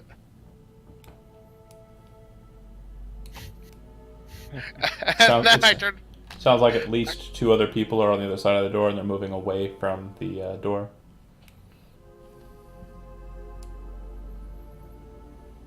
So, seems like there's 2 more of them. Shall we dispatch them or wait for them to leave and sneak by? Though I don't know how successful that might be. You put the clothes on and help them with their shipment, right? Maybe. It's worth a shot. We'll need one other that... Do I think I can make either Ian Lauren or Ren look at all passable for one of the other guys? In Gotta 10 be minutes. Ian Lauren if we're gonna say anything. He's the most charismatic and he'll deceive. So, my question to you is do you think you could? No, I don't. What's their I'm also trained in and I have a disguise kit as well. I don't know if that helps at all. I think you 2 could probably pull it off. The rest of us could hide for follow you. I mean, I can try. This may not go well. Alright, so Valette, if you take 10 minutes, you can look like whoever you want to. Yen Lauren, you'll require a disguise check if you want to be assisted by Valette. Even though she's currently engaged in her own processes, I will allow her because it's kind of her niche to assist you in that regard. So you can make a disguise kit. I would say charisma in this regard. Check. And you have advantage for the check with Valette's assistance. Word. Nah. 14 plus, what is it, Advantage. 3? So 17. So 23. Okay. Yeah, you pull off the cloak, or your coat. Who do you hand it to? Who do you trust with the coat of many colors? Oh, fuck me. I guess. You know I don't care about that stuff. Maybe I Andy. know. I know, but it's a big coat, and you're a little person, and it draws a lot of attention. Where are you gonna put it, buddy? I think I'm gonna hand it to Brox. Enjoy. Alright. Broxgar, do take you it. put the cloak on, or the coat on, or do you shove it in your bag? Blows his nose into it. I'll fold it up and shove it in the bag. Okay. That kind of be nice. Fair enough, fair enough. You see it getting, wrinkled and, kind of, manhandled by the dwarf as he stuffs it in the bag, and you're just, the whole time, as you're, brushing up the look, you're like... As I'm watching him manhandle it, I'm almost wishing he had put it on. It's like, it would have been better on his body, just being dragged up. It is what it is. Let's do this. Let's see if we pull it off. The 2 of you look like agents. About 5 minutes into your process, you hear another knock on the door, and then you hear them say, "Hurry up! Oi." You guys take your 5 minutes and manage to get through. You move to the door, you unbar it, and exit out. Mm-hmm. Okay, go ahead and move yourselves to that door.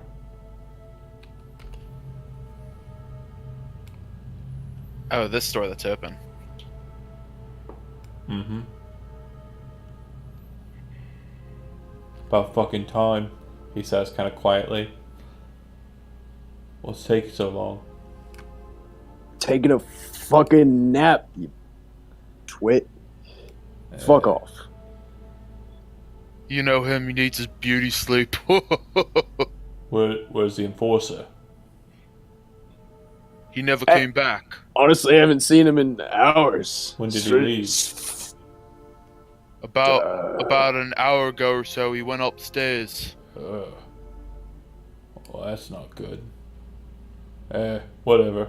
We got a job Something to do. happened upstairs? No, I don't know. Whatever. Follow us, and they head over past the pool of water.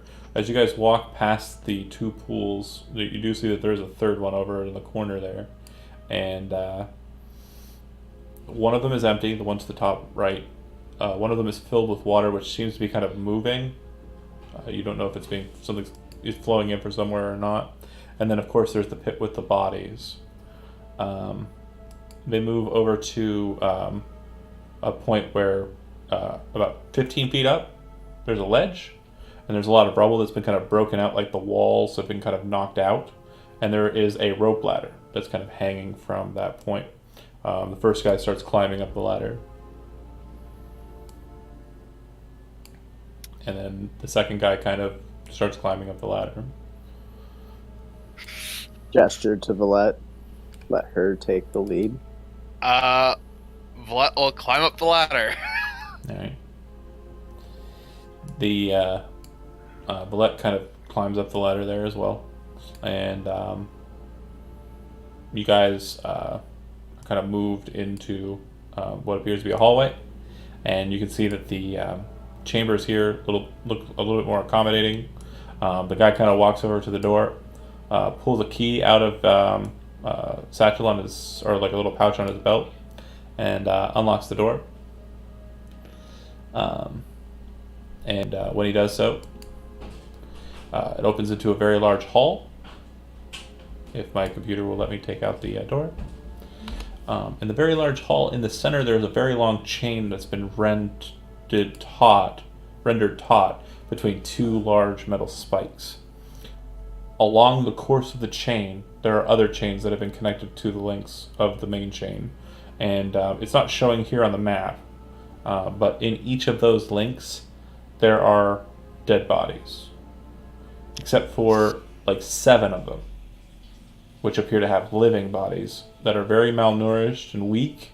And it looks like each one of the bodies has something kind of attached to the like chest area.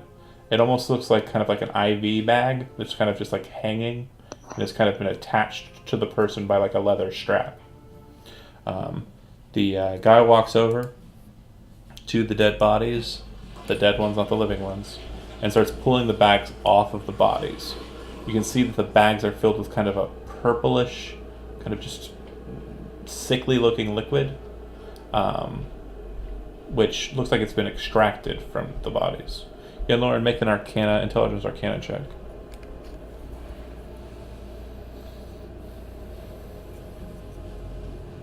$12. You don't know what the liquid is. You know it's something magical, but you're not sure what. And you definitely know it's kind of like more of a evil, I guess is the best way to say it, evil kind of thing, but you're not sure what it is. They start unchaining the dead bodies and kind of gesturing for you to kind of move to them. They don't really tell you what to do, but they're pulling the liquid pouches off of the necks or the chests of the bodies and kind of gathering them up in a satchel, and they're kind of gesturing towards the body like as they move to each of the bodies, pulling the liquid off. What do you do? Valette, while trying to just sort of follow their lead, tries to keep like out of the side of her eye, like taking cues from Yen Lauren. Like if Lauren's like let's screw these guys up, Valette's ready to hop on in on that train. But if not, she's just gonna follow their lead and kind of like guess at what they want, and like help take more bags off of the dead bodies. Help unchain. Hey, what are you doing? As you start to move towards the bag, that's not what you're fucking doing. Get the ones we've already stripped. Move them to the charnel pit. Right, the other guy kind of looks at you. As soon as he starts saying, take the ones we've gotten, I like reach for the body as if I knew exactly what I was doing. Make a deception check real quick.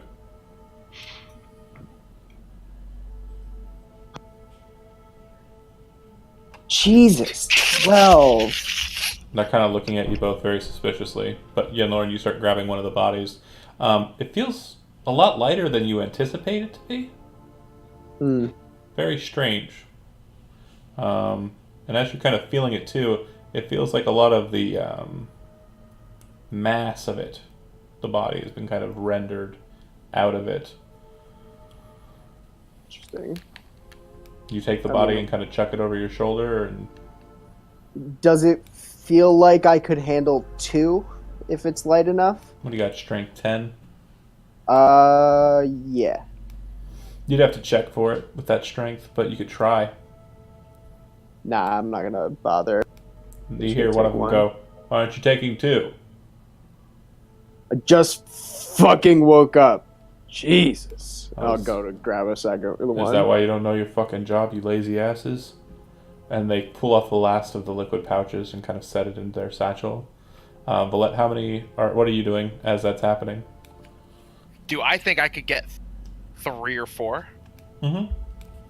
I will. I'll take 4. Okay. With that kind of feat of strength, you're going to need to make me a strength check, even though you are pretty burly. And basically, you're putting one over your shoulder, reaching down, putting it underneath your arm, putting one over your shoulder, and then putting one underneath your arm. Yeah. Let's see if... Oh, man. Bad rolls have been happening all night. 20. You're good. They kind of go, well, at least he's fucking along. Dumb as a rock, Bitchin', but strong as an ox. Bitching when all you do is grab the fucking bags as I walk off with my body. Hey, fuck you. And then they walk away. They head up the stairs to the south and start moving towards the door that's up at the top of those stairs. You guys move back to the pit. Mm-hmm. Yeah. All right. You take the bodies down. You drop them down the 15-foot descent, and then you drop down after them down the ladder. And then do you throw the bodies into the charnel pit? While I'm about to do that, I say, Yen, while I handle this, get the others. We'll try and ambush them on the stairs. Nod and take off.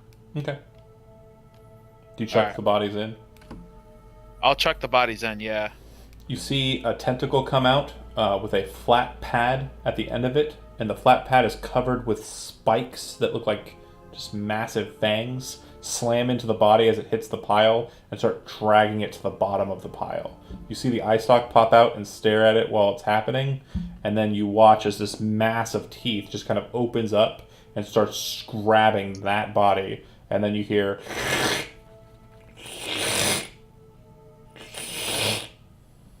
Oh, that's so gross. Now we know what's on the ceiling. Yeah. Mm-hmm. All right, Yen Lauren, you rush into the other room. You see your friends. Mm-hmm.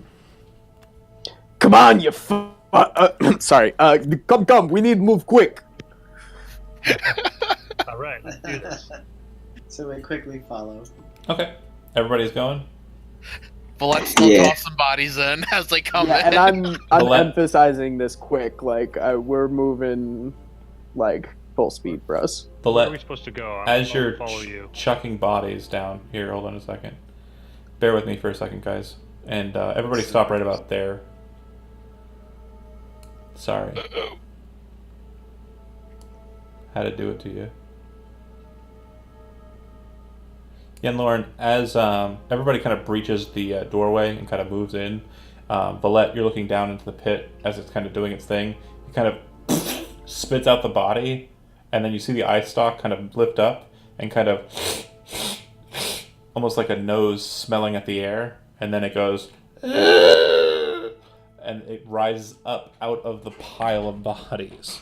You see this creature come up out of the pile of bodies that has 2 large stalks coming from the sides of it with these spined pads at the end of it. An eye stalk coming out of the top of its head with 3 eyes vertically placed on the eye stalk. And then all it really is a pair of legs and a huge mass of teeth. Besides that, it appears to be covered with rats as it pulls itself out of the pile of bodies. And it's looking like it's moving towards the stair, or not the stair, but the ladder there. So towards me. No, it looks like it's moving towards the door. Oh, okay. Oh, the ladder in the pool. Gotcha. Mm-hmm. All right. If you guys are not paying attention to it, what ends up happening is it comes up out of... Real quick, is anybody doing anything? Yeah, can I go? Let's gonna start backing away. Do you go back? So is there another way out of this room? I mean, is there an exit The way you in this came room? in.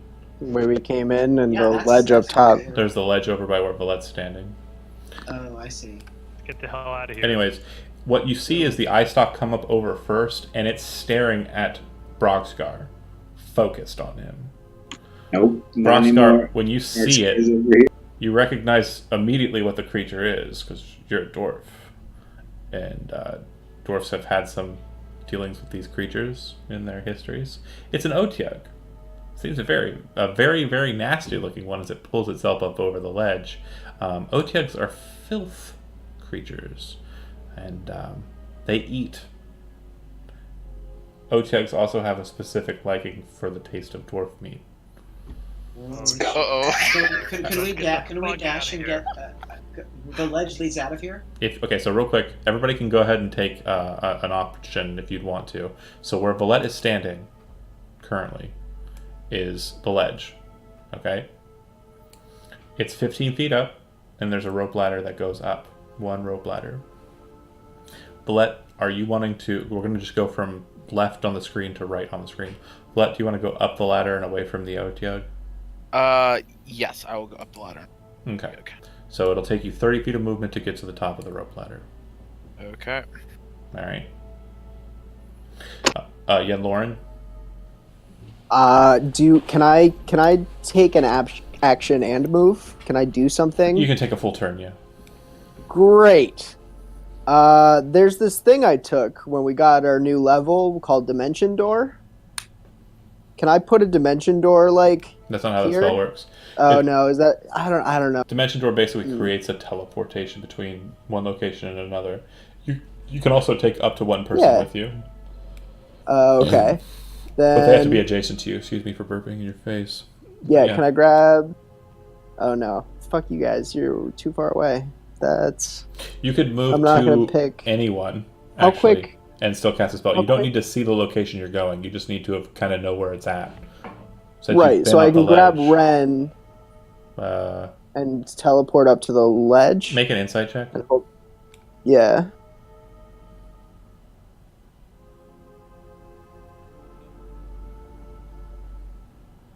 $15. It's very, very obvious that the creature is intent on following Broxgar.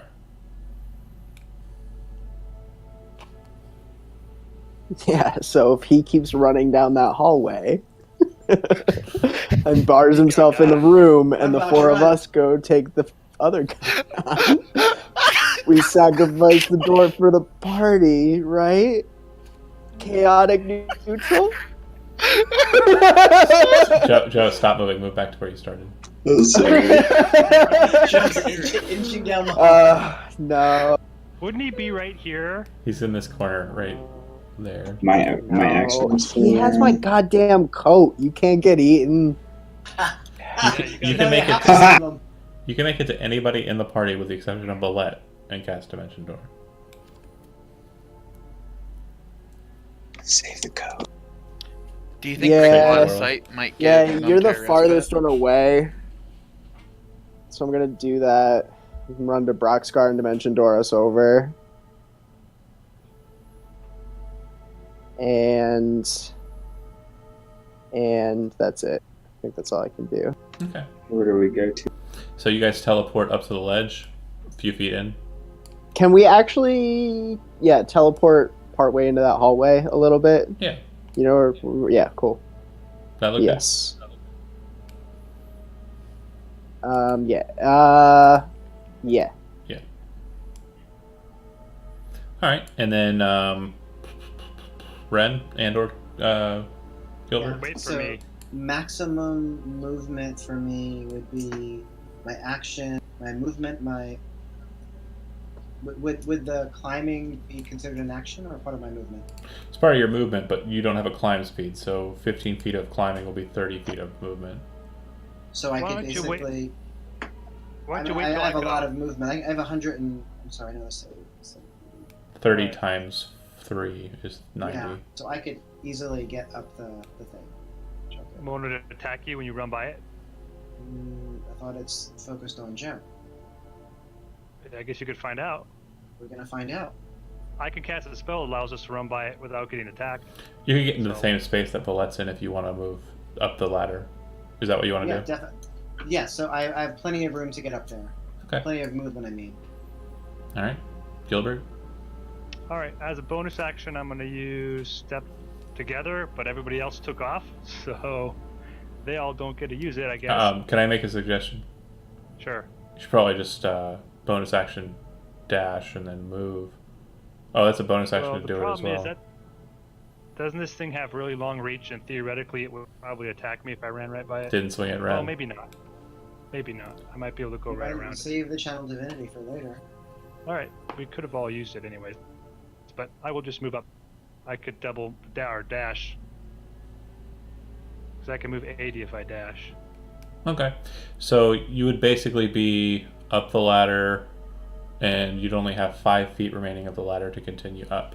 It doesn't matter anyways, because currently the space at the top of the ladder is occupied by Ren and Valette. All right. All right, that'll work. And then, since we're not really doing an initiative thing, we'll go to you guys are kind of watching out that way. Gilbert, you can see better than anybody else, but you watch as it runs to where the dwarf was. Hey, Matt's here. Did you guys fucking see that? That was amazing. It was like looking at the arse of God. What are you doing? I don't fucking know what's going on. I had some mushrooms and they were delicious, but I saw weird things. He stayed in the library. They Oh man, continued it's without really you. hard to play D&D on mushrooms, bro. Trust me, it's you're gonna have a better night enjoying yourself somewhere else. Gilbert, if you pop up the way, you'll find that it's not there, and you can hear the sounds of scratching, scraping, and the like from the other side where the Otyug ran off to. Whew, that was scary. Seriously, what's going on? All I've got on my screen is black. What? We're being chased by a garbage monster. I don't know, I'm on a black screen, and apparently we're being chased by a garbage monster. Alright, I can work with this. You're not being You're chased safe at and all. sound. You're safe and sound. Okay, that's fine. You're not here. No one knew you were going to be on here. What time is it in England right now? In England, it's somewhere around 1 o'clock at night. Are you there still? No, I'm sitting in my bedroom in Oh. Philadelphia. I didn't know you were back. However, yeah, I messaged the group in the Discord. How do you not pay attention to everything I write in there? I worked like 12 hours today. I'm sorry, guy. It's okay, I'm just giving you a hard time. That's fine. You stayed back and are reading books and are doing things. If you want Cool. Can I you want to know what you're doing? at least... I can find that out later. Okay. I kind of would like to see what's going on right now so that, hopefully in the future I have some idea of what's happening. Twitch.tv.com or twitch.tv/thismindofmine. Bastard. Suppose you're going to give me half XP too. Yeah, but you'll definitely like where I went with where you're going, so it's fine. Alright, that's fine. Whatever. Yep. All right. You guys are safe and sound, so you'd think. The Otyug rushed off to deal with other stuff. What are you guys doing? So it doesn't care about Brox. And the guys look like they're there, but they're not actually there. I just haven't moved them. I thank you and Lauren again. Holy shit. You're not so bad. Pretty good guy, you know. I do what I do. Now give me back my cloak. OTX are nasty. I don't say that out loud. Got better charisma than that.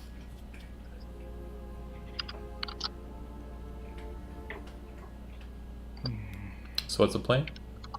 So there's a door here. I don't know. I see some beds in here. You guys want to do another rest? Valette, This show I'll guy's never fat think joke. Oh yeah, Lauren will kill himself. Valette suggests we hurry after the dudes if we can possibly catch them unawares. Okay. They went down the stairs, John? Up the stairs on the left side inside of the prison chamber. There's still other people who are in there that are alive. So inside of the chamber with the chain, Okay. you guys would see it was 7 that were dead. It would be 7 that remain. Your dad hold you. Um, Your daddy hold you. okay. Gilbert. 7 that Yep. remain. Is there anything you can do to help save them? Save who? The So there- people attached to this chain. There are no tokens Oh. for them, but you see where the chains kind of end? Oh, the door's still closed for you guys? Yeah. Hold on. I mean, I had the same thought, but what are we going to do with the 7 people here in the middle of where we're at? Renton pulls out his dagger. Which door are you talking about? This door? That's, That's weird. It shouldn't be. There shouldn't be a I'm door. not leaving, Scanlan. I'm putting a jacket up here. No. Why is there a door there? But I killed the door. I'm not leaving. Is it a secret Maybe door? it's a double door. Like there's a door on In top fact, of I it. was going to get some water to drink. That is very Push thirsty. to talk, Matt. Yeah. We're glad you're back, but at the same time. We love you, Matt. Shut up. Yeah. We're here to love his cat. I don't know what's going on. I muted my mic. You didn't. No, Oh. I muted the physical mic. I have an on-off Oh. switch on my mic, and I turned it off. Switch. Discord weird. disagreed. It won't let me capture the door. That's crazy. I can't. The dynamic lighting is not letting me pull that door away. Do you just... Gilbert kind of looks like he's going through.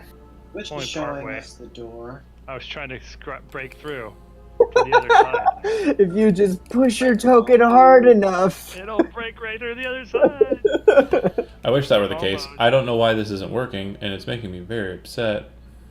For the time being, you just want to move one of us over so we can watch on twitch.tv to see what actually it looks like. Bear with me. I'm trying real hard over here. Alright. You fucking try hard. You bet your ass. He's working real hard and he's trying to find a job. I It gotcha. just keeps getting tougher every day. Okay, I'll just move you through it. It's fine. Fuck it. Everything is lagging real hard right now, though. Ever since Matt came on. Oh, Matt, sorcery has affected it affected it all. Did you dip? Yes. Whoa. That's hilarious.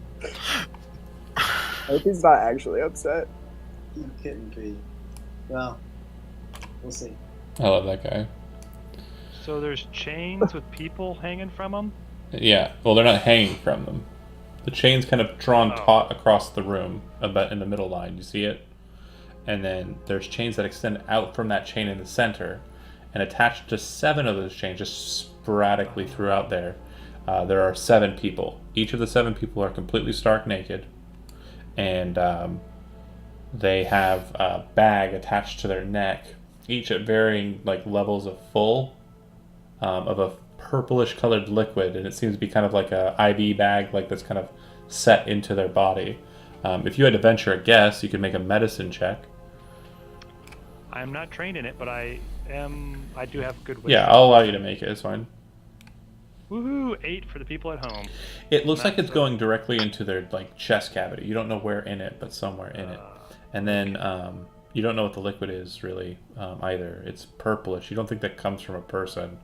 But if you'd like, you can make a religion check to try and figure out what it might be. Come on, let's actually do some cleric stuff here, guys. I'm trying to pep talk myself, so here. Yeah, Nice. critical roll. 21. The liquid that's coming out of the bodies looks like it's actually coagulated pain, also known as liquid pain. It is a drug that's sold on black markets, used in demon summoning or devil summoning. It's also used by arcane spellcasters to kind of create set themselves to higher states of arcane power, and it looks like that's what's being basically taken out of them. The method for removing pain from a living person in liquid form is to create a state of absolute agony in a person through usually other substances or possibly just physical means. In this case, it looks like it might be more of a medical or liquid or chemical situation, and over time, it can be withdrawn from a person, and that's what looks like is happening here. That's pretty nasty. If I were to cast Spare the Dying on them, would I think that would They're not dying. do anything? Oh, so that wouldn't do anything. Bummer. I mean, they are. If we remove, They are dying. They're not. They don't have the mechanical statistic of in the dying condition. What if I pulled that thing out from them? Like, would that stop collecting their pain? Oh, for sure. Yeah. But they would still be in pain. Maybe we should Correct. do that, guys. Take all those things off of them. but do you think they can be saved? Do we need to be That's careful about it, or is it just about putting them out of their misery? I kind of like Ren's idea. I don't know. I'm not sure if I could save them. Would I, with my great religion roll, would I know anything about being able? The spell Lesser Restoration should be able to remove the affliction that they're currently suffering from. Okay. Then so you we have need to get them to somebody that casts spells. I don't think there's anything we can do for them at this point. Maybe not. Is The best. Ghoul tried to save them and only have them murdered by conglomerate. We And do not have way out at the moment. Remember. real quick note, I apologize. Last time you were in this room, Zach and Tim, you weren't actually in this room. I thought I opened up the door for you to see inside. This is the staircase that they went up on the left side, and then that's the door that they went to. This one right here. Yeah. Okay, cool. And then the statue at the far end of the hall looks like some sort of demon. Yeah. Maybe if we defaced that, it would stop extracting the liquid pain from them. You would know that that has nothing to do with it, with your religion check. All right.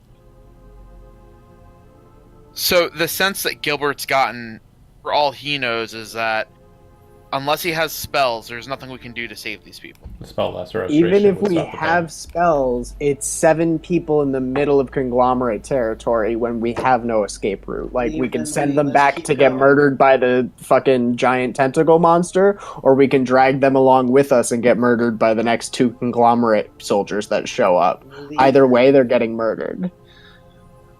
I have to agree with you and Lauren. We're gonna have to find a way out of here first and come back for.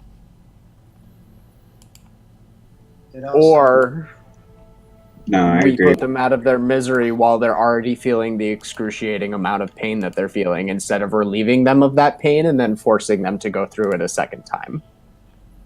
Wow, that's pretty. If someone comes through bad. here, they'll know we've been tinkering with things if we do that. Yeah, Let's leave them at there's it. enough reason there for me to forego my. Let's go. Let's get out of here. Okay. Ren, are you going to check the door to the north?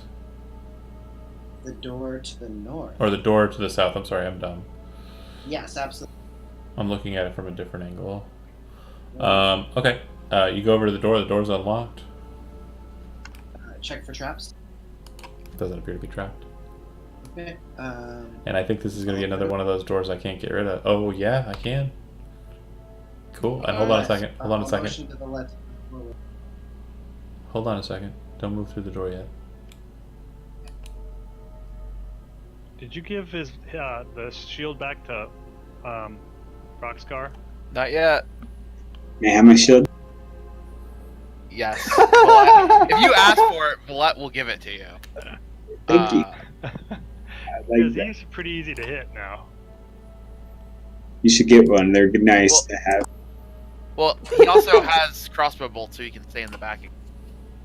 Also true. That's true. No, but Villette won't begrudge him his shield. Like, she was thankful he let her use it for when he... Door's unlocked. It heads south about 15 feet. There's a door on the right side, and then it looks like a hallway to the left.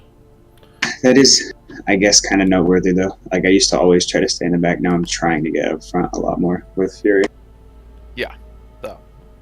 What's your AC without a shield? Or, not to be too meta, but 14 without a shield, 16. no, what's Villette? Oh, I'm 20 without a shield.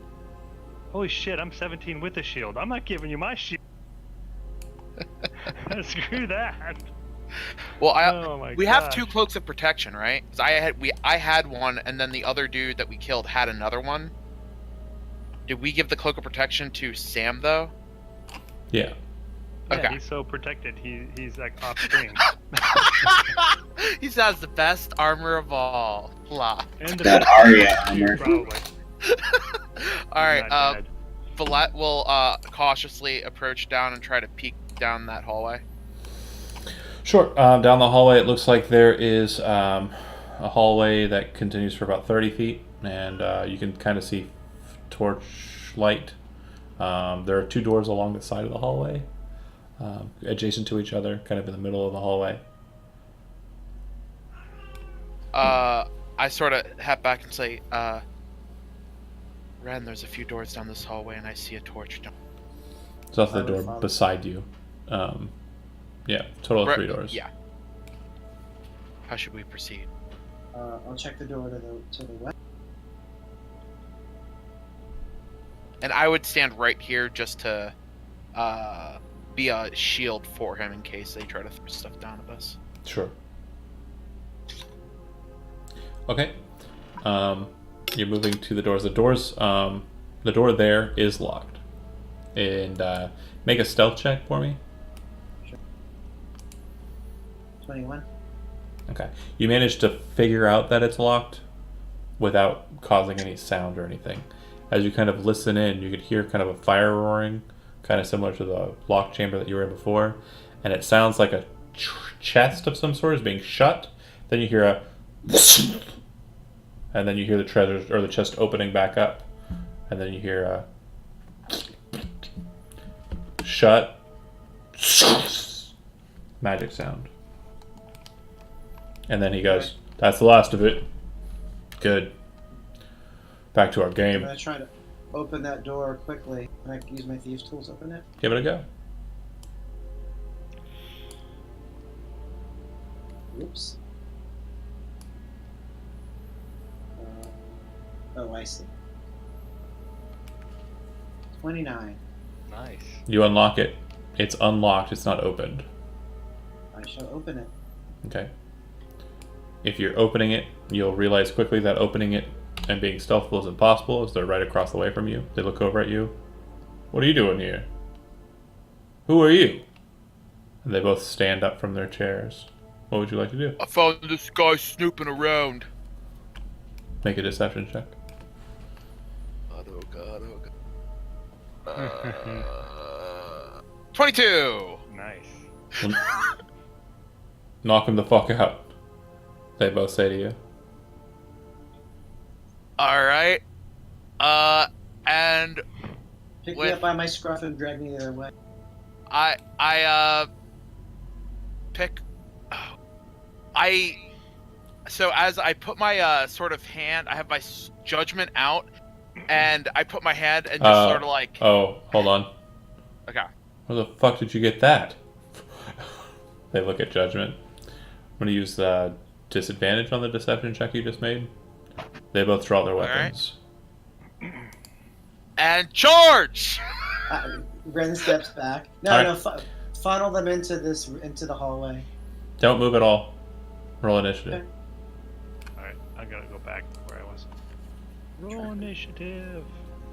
We all die. And these are the same 2 guys from before, by the way. Oh, those guys that were mouthing at you. So I'm still in the same spot as I was right in front, correct? Correct. I'm so fast. Damn. Right though. Alright, so I got a 20. Wow, you guys are really fast. I'm. So everybody rolled? Mm-hmm. Alright. Brox. It sounds like a scuffle's about to go down. Okay. Here I am. What's happening, guys? Oh, we're scuffling. Oh, hey guys. So that was my move. You have a 25 or Yeah, 25. diagonal in the corner? Okay. That's fine. by the way. 1, 2, 3. Okay. Yeah, it's 2 diagonals. Is that okay? Yep. I'm just, and then I quick draw and shoot. All right. With the crossbow. Oh shit. I got him. Nice. Which one? That doesn't seem right either. I did change it like you told me to. No, but... that's exactly right. No, it's That's correct. You just rolled max damage. Yeah. That's so Okay. good. And I'll put another one in the same guy. Double tap. Holy shit. 10 plus 4 plus 1 plus 10. Yeah. So that's 25 plus 13 is 38. The first quarrel from the crossbow slams into his shoulder as you hear the click click and descent of the next crossbow bolt fire through. It goes flying into the exact same spot in the other bolt, splitting it in two. And then it flies out the back of him and kind of ricochets off of the wall. The first bolt is destroyed. Second bolt is fine. But yeah, he takes a shit ton of damage and is bleeding a whole lot. Like, it causes, like, it hit him, like, right above the clavicle. And there's just blood kind of just... It's like just like one of my Japanese animes. Yeah, Lauren.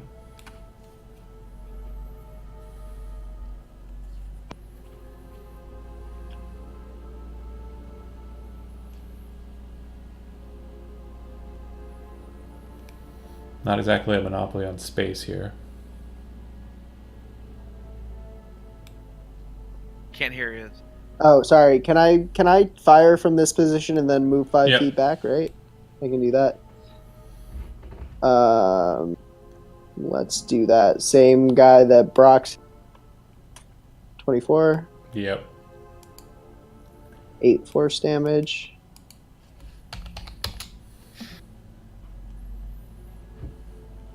Another 7. Okay. Unless a 21 misses. He gets kind of riddled with the eldritch energy and kind of like pushes against that corner wall there, like looking down at his shoulder where the bolt exploded through him, and like being bruised and battered. On 20, he kind of spits up a little bit of blood and starts reaching for something. This guy darts out towards you guys, specifically Broxgar. Alright. Broxgar, I need you to make your choice of either strength athletics or dexterity acrobatics check. 17 acrobatics. Alright. My 19 will beat yours. He reaches in with the dagger and kind of feints towards your neck, and you kind of back away a little bit. And then he brings the rapier down in between the crossbow's bow and its frame, and then pushes underneath it, and then lifts so that it spins up over his shoulder and flips away from you behind him. So it's now landed here. Oh, the crossbow does? I thought he was moving me. No, he's disarming he's disarming you with that attack. Yeah, these guys have a lot of tricks. But yeah, the crossbow's now behind him, and that's 2 of his attacks. The feint and the swing. And then he will take his last attack with his rapier. I would have hit you if you didn't have a shield. Well, can he be using a crossbow and a shield at the same time? He can be armed with a shield, but so yeah, he fired the crossbow. I like you. Yeah, that is accurate. You wouldn't be able to use a heavy crossbow because it's two-handed and have a shield equipped, and be using the shield for its function. It's like it could be attached to the arm, but it's not at the Yeah, I'll allow that, but because he was basically not set for a defense with it, yeah, that works. Okay, so that'll hit. So you'll take 9 points of damage. Okay. And then he's going to bonus action disengage to here. As he's doing so, he's kind of moving around the door, which is opened inwards and to the left. Once he kind of steps out of the way, Broxgar, you see the other guy holding a crossbow, and it seems to be loaded with one of the explosive bolts, and he fires it in to your guys' frame, your lineup there, and just as it passes through the door's threshold, the other guy shuts the door. I'd like everybody to make a dexterity saving throw. Nice. That is currently in the hallway, so everybody but Gilbert. Crit fail. I failed. Oh, shit damage. Oh, shit. We all failed. Oh, that was the perfect time to roll great damage, though. Damn it. You There's guys, some weak shit, guys. you guys only take 18 points of damage. So, That sucks. On 76, I got an 18. Wow. That's depressing. Anyway, I guess it's not too bad. So with the door shut, does Brock still take the damage? Brock's is... Oh, no, I'm sorry, he doesn't shut the door. The door's on the other side of Brock's. Forget what I just said. He's going to make a dexterity saving throw, because he's still... I like what Tim said. He couldn't have shut it beyond you. But this also means he's taking damage too if he fails. Yeah. Actually, no. You know what? We're going to go with what I said. He reaches in, grabs the door, and shuts it. I cut his hand off. Yeah, he shuts it. Broxgar, you are in the room with him. That's fine. I did not take damage. You did not take damage. Hell yeah. Okay. All right. Ren, you're See, up. I help us too sometimes.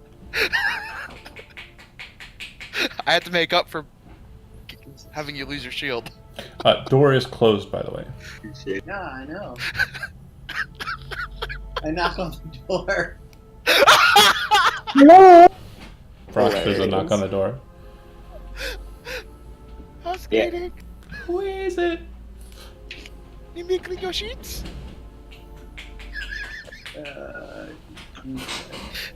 No, I don't know. I don't really knock on the door. Instead, I move to here, and I take the hide action. Okay. And then, are you readying your regular action or anything, or no? I took the. So hide is bonus action. Sure. So cutting action. I will ready an action to attack if something comes within melee. All right.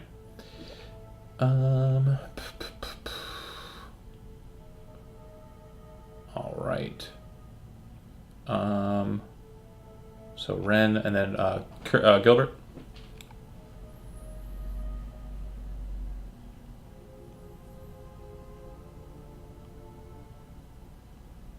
Kevin.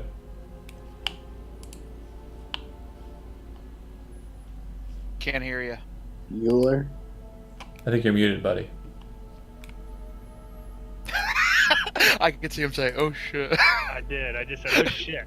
All right, sorry. I'm gonna move around the corner because I want to see what the hell's going on. I heard a giant explosion. Sure. If you move into the suit-covered hallway, the door is closed at this point. It does show it's open for you guys, but it is closed.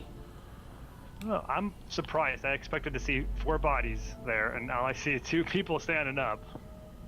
So that's good. And I'm gonna say, free action. Ren, what's going on? I heard an explosion. Yeah, we just got exploded. What The do guys we do? inside. I think you should go in there and attack them. Fine. That just sounds like a bad idea, but I'm gonna go in anyway. All right. 5, 10, Go for it. 15, 20. Alright, is there a door there now? Yep. Yes, closed. Are you opening it? Oh, jeez. 20. When I get right there, I'm going to look at everybody and I'm going to say, I am going to open this door and we are going to go in and kill them because I'm going to use magic. And I'm going to, do this. Okay. When you open the door, I need you to make a strength athletics check. And Broxgar, I need you to decide whether you're staying where you're at or allowing the door to just hit you on the broadside. I'll allow it. Because I know. This could be a bad thing if I have to do a strength athletics You check. do have to do a strength athletics check. Because Normally you this can could move through end- your friend's spaces, but there's a Right, door that's yeah. pushing him. Yeah. You can't. Whatever bad thing you want to have There's happen, happen. I want my homies here. The dwarf is a little bit bigger than you can shuffle through. The door kind of just presses against the back of him, and it doesn't push him. Say, move! If I don't know who's on the other side exactly. I figured it's Brock's, but I don't know for sure. Maybe it's a bad guy. Didn't you say I could allow it? Didn't you just now say you? So he has to still reach a threshold for pushing you. It's not a free movement for you. So the door just kind of moves a little bit. It kind of just goes. I imagine it like goes up against him and pushes there, and Gilbert's just like. Yeah. I know. I'm Just like trying so hard, pushing, but his feet are like sliding against the floor. Just this little tiny gnome, like, I'm gonna get it, guys. Let's kill him. If you have a cat or a dog, like anytime they're trying to get into a place with the door shut, it's literally the effect you're getting with Gilbert right now. Yeah. All right. Valet. So his action was used trying to open the door? Well, I don't think yet. Do you have an action besides the door shut? Could he take the ready in action? No, I could. Yeah, I could bonus action, but I can't. I don't know if I could ready in action to do a bonus action. You do that? Sure. Well, you could ready in action to cast a spell once you see bad guys. All right. Once the door opens, I'll do it then. That way, no matter what who are you opens casting? It, I was going to cast something to allow everybody to move, and we could like pile in there like dwarves, the Step 7 together. dwarves. You're going to use your channel divinity. Yeah. Okay. Yeah, I was going to use that. Boom. It's a bonus action. I'm aware. Valet. Brockscar, watch out. And I will make a strength athletics check. Same question, Brox. No, I allow it. I want. I want. Strength athletics check there, Valet. Guys, with my luck, here comes a 1. I'm hoping. 19. All right. Nice. Okay, so where are you moving to? I accidentally picked you up. Where are you moving to? Right there. Right in the smack dab in the middle of them. Okay, Broxcar, you're on the table. As a Blue Russian Valet kind of smashes This through. table? Yep. You kind of get messed up in the whole throw of it all, and Valet kind of just drags you running and kind of stops, and you kind of like, oh. The unfortunate side effect of this whole movement, though, for you... Nope, it doesn't hit. Alright, and then Gilbert, you ready to action? Yep. Step together so we can all move. Everybody can take a like, move action. We'll go one at a time. You know, I'll go do my movement. 5, 10, 15. Move all the way in. The movement doesn't provoke opportunity attacks, by the way. Right. Oh, could I move? Oh, so can I move through my ally then? Mm-hmm. And like move to here? Yeah, All right. but he's moving into Come a on corner. in, guys.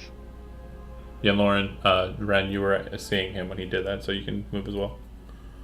Wow. Yeah. So don't worry about opportunity attacks. Go wherever you want. As long as you're within Up 5 to- feet of me, I up can to how help much? protect you. Your speed. I'm good where I am, you know?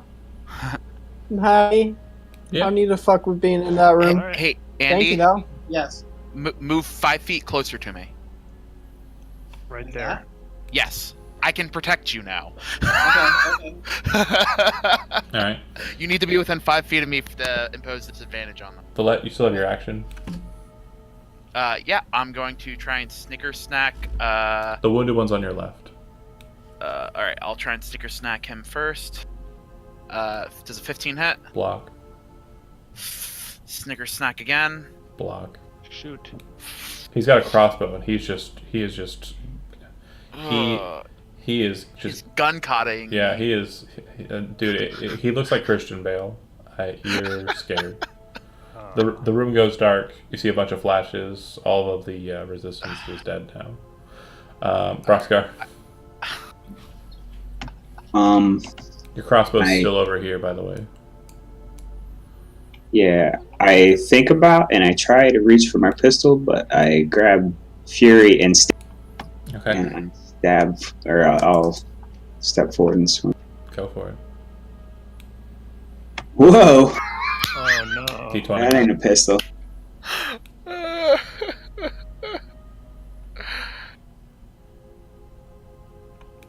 Just a really wide miss. Like, he doesn't even notice you're swinging at him. And And I miss the a second. tradition continues, but he actually has to block and move kind of away from that one. He hears this, like, whoosh, and he's like, wait, what? Kind of looks over, and this other battle axe attack's coming in. He's like, uh-oh. Yeah, Lauren.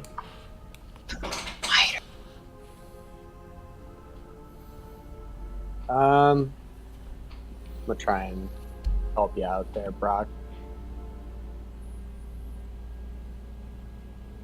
Not very well. The second one probably hits, so. Yeah. 7 force damage. He's really wounded. He's still bloodied from the initiating, but yeah. Very, very wounded. Alright. Anything else? Rolling up crap. Moving away, okay. Did it go to them? The guy with the crossbow kind of just hurls the crossbow aside and picks up his weapons. He drops the crossbow, and then as a portion of his attack action, he draws his weapons again. They can draw both at the same time. I'm gonna go with this delicious flank I've just earned because of stupidity. Yeah. There's no flank. Yeah, flank's not a thing, but why would the take do such a thing? no, he's doing So it. stupid. She's doing her job. I mean, I agree. I mean, Well, you said stupid. That's kind of harsh, man. Yeah, why are you so Hey, judgy? Joe. they are rogues though. So this is kind of where I want her. Hit, miss on the first series of attacks. Hit, crit, hit on the third series of attacks. Okay, John. So, how many death saving throws am I going to get automatically tacked on? Let's see. Let's do this one by one. First attack is going to do 7 points of damage. Second attack is going to do 6 points of damage. That's from the first guy. I'm chatted. Alright. Oh, cool. And then the next attack is going to drop you to 0. Yep. And then I'm going to... Again, criticals don't matter. It's still just doing damage. So 1 death saving throw, 2 death saving throws. Alright. And then we'll go to Ren. So what you guys watch is as Valette kind of stands in the middle and is kind of got Gilbert's shield emblazoned with the mark of Kurgosler upon it, wielding judgment. Get some! You see daggers and blades just and then like sparking and falling to the ground. Not sparking, they're not robots for real, but yeah, falls to the ground. Ren thinks to himself, he said he was going to protect me. He did. He took all the hits, or she did. Yeah. Uh-huh. Ren, you're up. That was protection. I'll attack to the one to the south. Okay. Ooh. Nice. Sneak attack twice, please. How does that? Yeah. You just roll it twice. And it's the one south of you said? Ooh, nice. Yeah, that's what he said. Yeah, the fresh one. This 26. one's already heard, though. Yeah, it's the guy that's not so. Your crit damage is incorrect. Okay. It should be 6 for you, not 10. Your Okay. damage dice maximum is what is the number you put in there. Oh, there's not the dexterity bonus No. attached. No. Just the dice is I think so. dice is maximum. Got So it. 7 plus 6 is 13. 13 plus 7 is 20. 20 plus 19 is 39. That's a bloody off the first shot. Nice. Yep. And then I'm going to. It's one less damage than what I did. It's not a competition, but it is a competition. We're a team. And then bonus action disengage. Yeah. Got it. Live to another day. Mr. Kurgosler. They're both pretty well wounded. The one that's on the left of you is more wounded. I'm gonna try to attack this guy on my left with oh, you know what I forgot to use last time I attacked with my Cranebeak? I forgot to use Righteous Blow, which still sounds like a drug to me. This is some righteous blow, man. You were really active during the 80s, I presume. Alright. Anything else? I think that's a miss, and then I guess I could move. I guess, yeah, I'll just sit there and try to draw fire from these guys and try not to die. You know, Okay. I never said I gave her my shield, but I noticed you mentioned it in your like, I thought you said yeah. you know, attack thing. Oh, No, I said didn't- I I wasn't gonna give her my shield because Yeah, she yeah, already Oh, had a then huge. sorry. The description I gave when these guys subtract the when these guys Kurgaza go to shield. kill me, I need those 2 extra AC. Got it. To try to dodge some of them. Valette does saving Alright. throw. 1 second. Where's that thing that... I'm trying to find where that special thing that you have for me is. You're using it?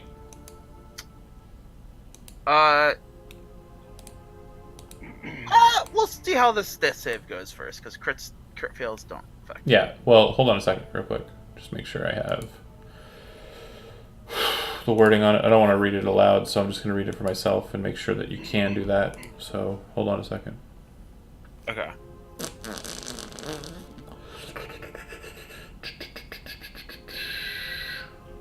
Yeah, at the end of the turn. So yeah, you roll your death saving throw at the beginning of the turn.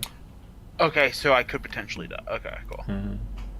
Hey, another failure. I'm 1 away from death. Because I get 4 instead of 3. Are you using it? I'll use it. It's 7. 7 resources. Sorry, hold on. Okay. You guys watch as Valette gets back up. Yay! See, I knew. Not she'd be standing alright. yet, but yeah. And It's John, that's 6 just total. I'm at 1, right? Yeah, 6 total wins. Oh, it's 6 to total. do it. Okay. Cool. And yeah, you're at 1 hit point, correct.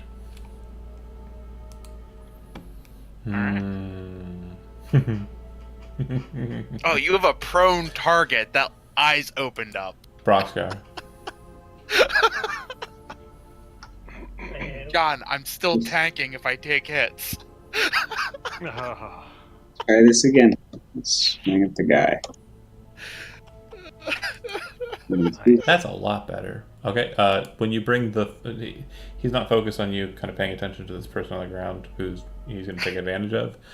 Does not see the fact that Fury, this beautiful axe of Dwarvish lordship created by one of the greatest artisans of mastercraft weaponry, comes out of nowhere and just splatters the back end of his head, sending his body sprawling off to the side onto the table, just like a hot mess of death. But yeah, he's dead on the table. You can move to the other guy if you would like.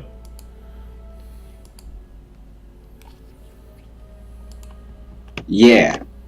Alright. And I'll also allow you, if you want, because Fury is a one-handed weapon, you can pick up your heavy crossbow on the way. Well, hell yeah, but I still... Can I pick it up and just You can still throw fight it back forward. on? Yeah. Alright, that'll hit.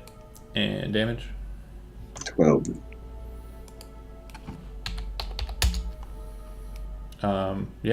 So Valette, you kind of, your eyes widen, you look up at this just wreath of blades up above you, then you watch his blood just, and the guy goes spiraling off to the side.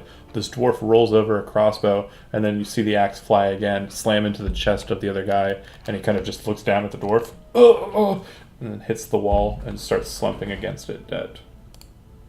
Masterfully done, Scar. Nice. I'll hand you my. I'll say, here, you're gonna need this a little more than me. Seems like whoever has the shield lives, and whoever doesn't have the shield dies. A real quick note. So this section of the chamber, what you're going to quickly realize is that the treasure chest to the south, it appears to be warded with magic. And Lauren, make an intelligence arcana check.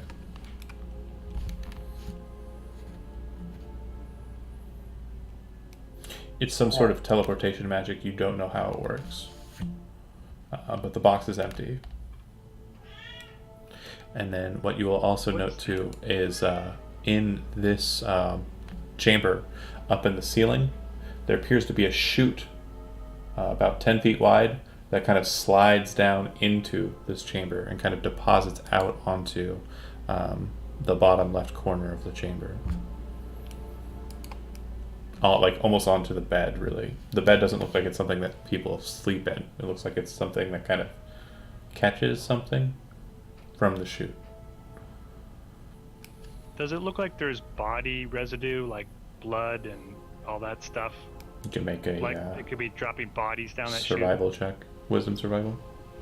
chute. Yay! I'm actually trained at that. I don't know why exactly. All right, 18. Yeah, it looks People at like home? people are being slid down the tube. This is a people shoot. I explain that to people who don't already realize that. Okay. What you'll also find throughout the rest of the chamber is that there are a couple of bed chambers in this area. There's a fire pit to the west.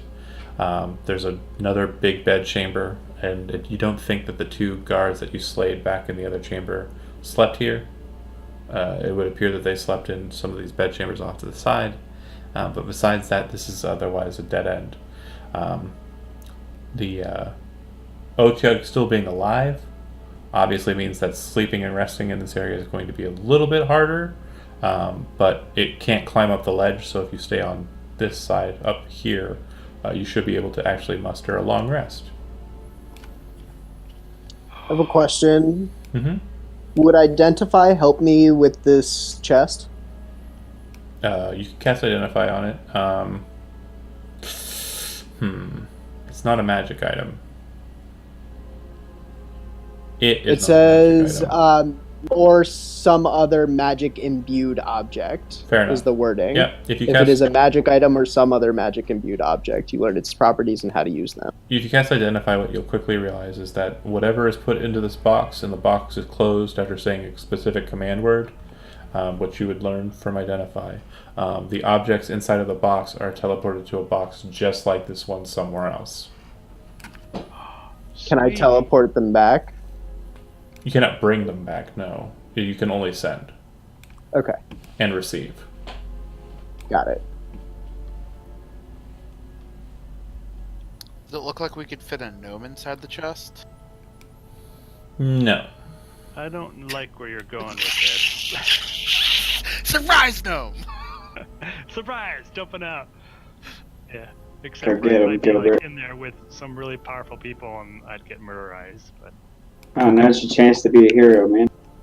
yeah, true. If Jack in the Box. you guys want to utilize this place as a long rest, I'm going to assume some certain things happen. Naturally, one of you, not the dwarf, or a few of you, not the dwarf, head past the Otyug, recover Samuel, and return him back to the group, and then perform your long rest. Sound fair? Are we doing a long rest? Is that what we're doing? If that's what you want to do. While you guys are out there, someone inform this Otyug that we're in 2019 now. Thank you.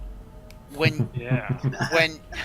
when you say long rest, you mean an actual long rest? A real safe long rest. You have cleared out an entire area. This is a place where you can technically take one, yes.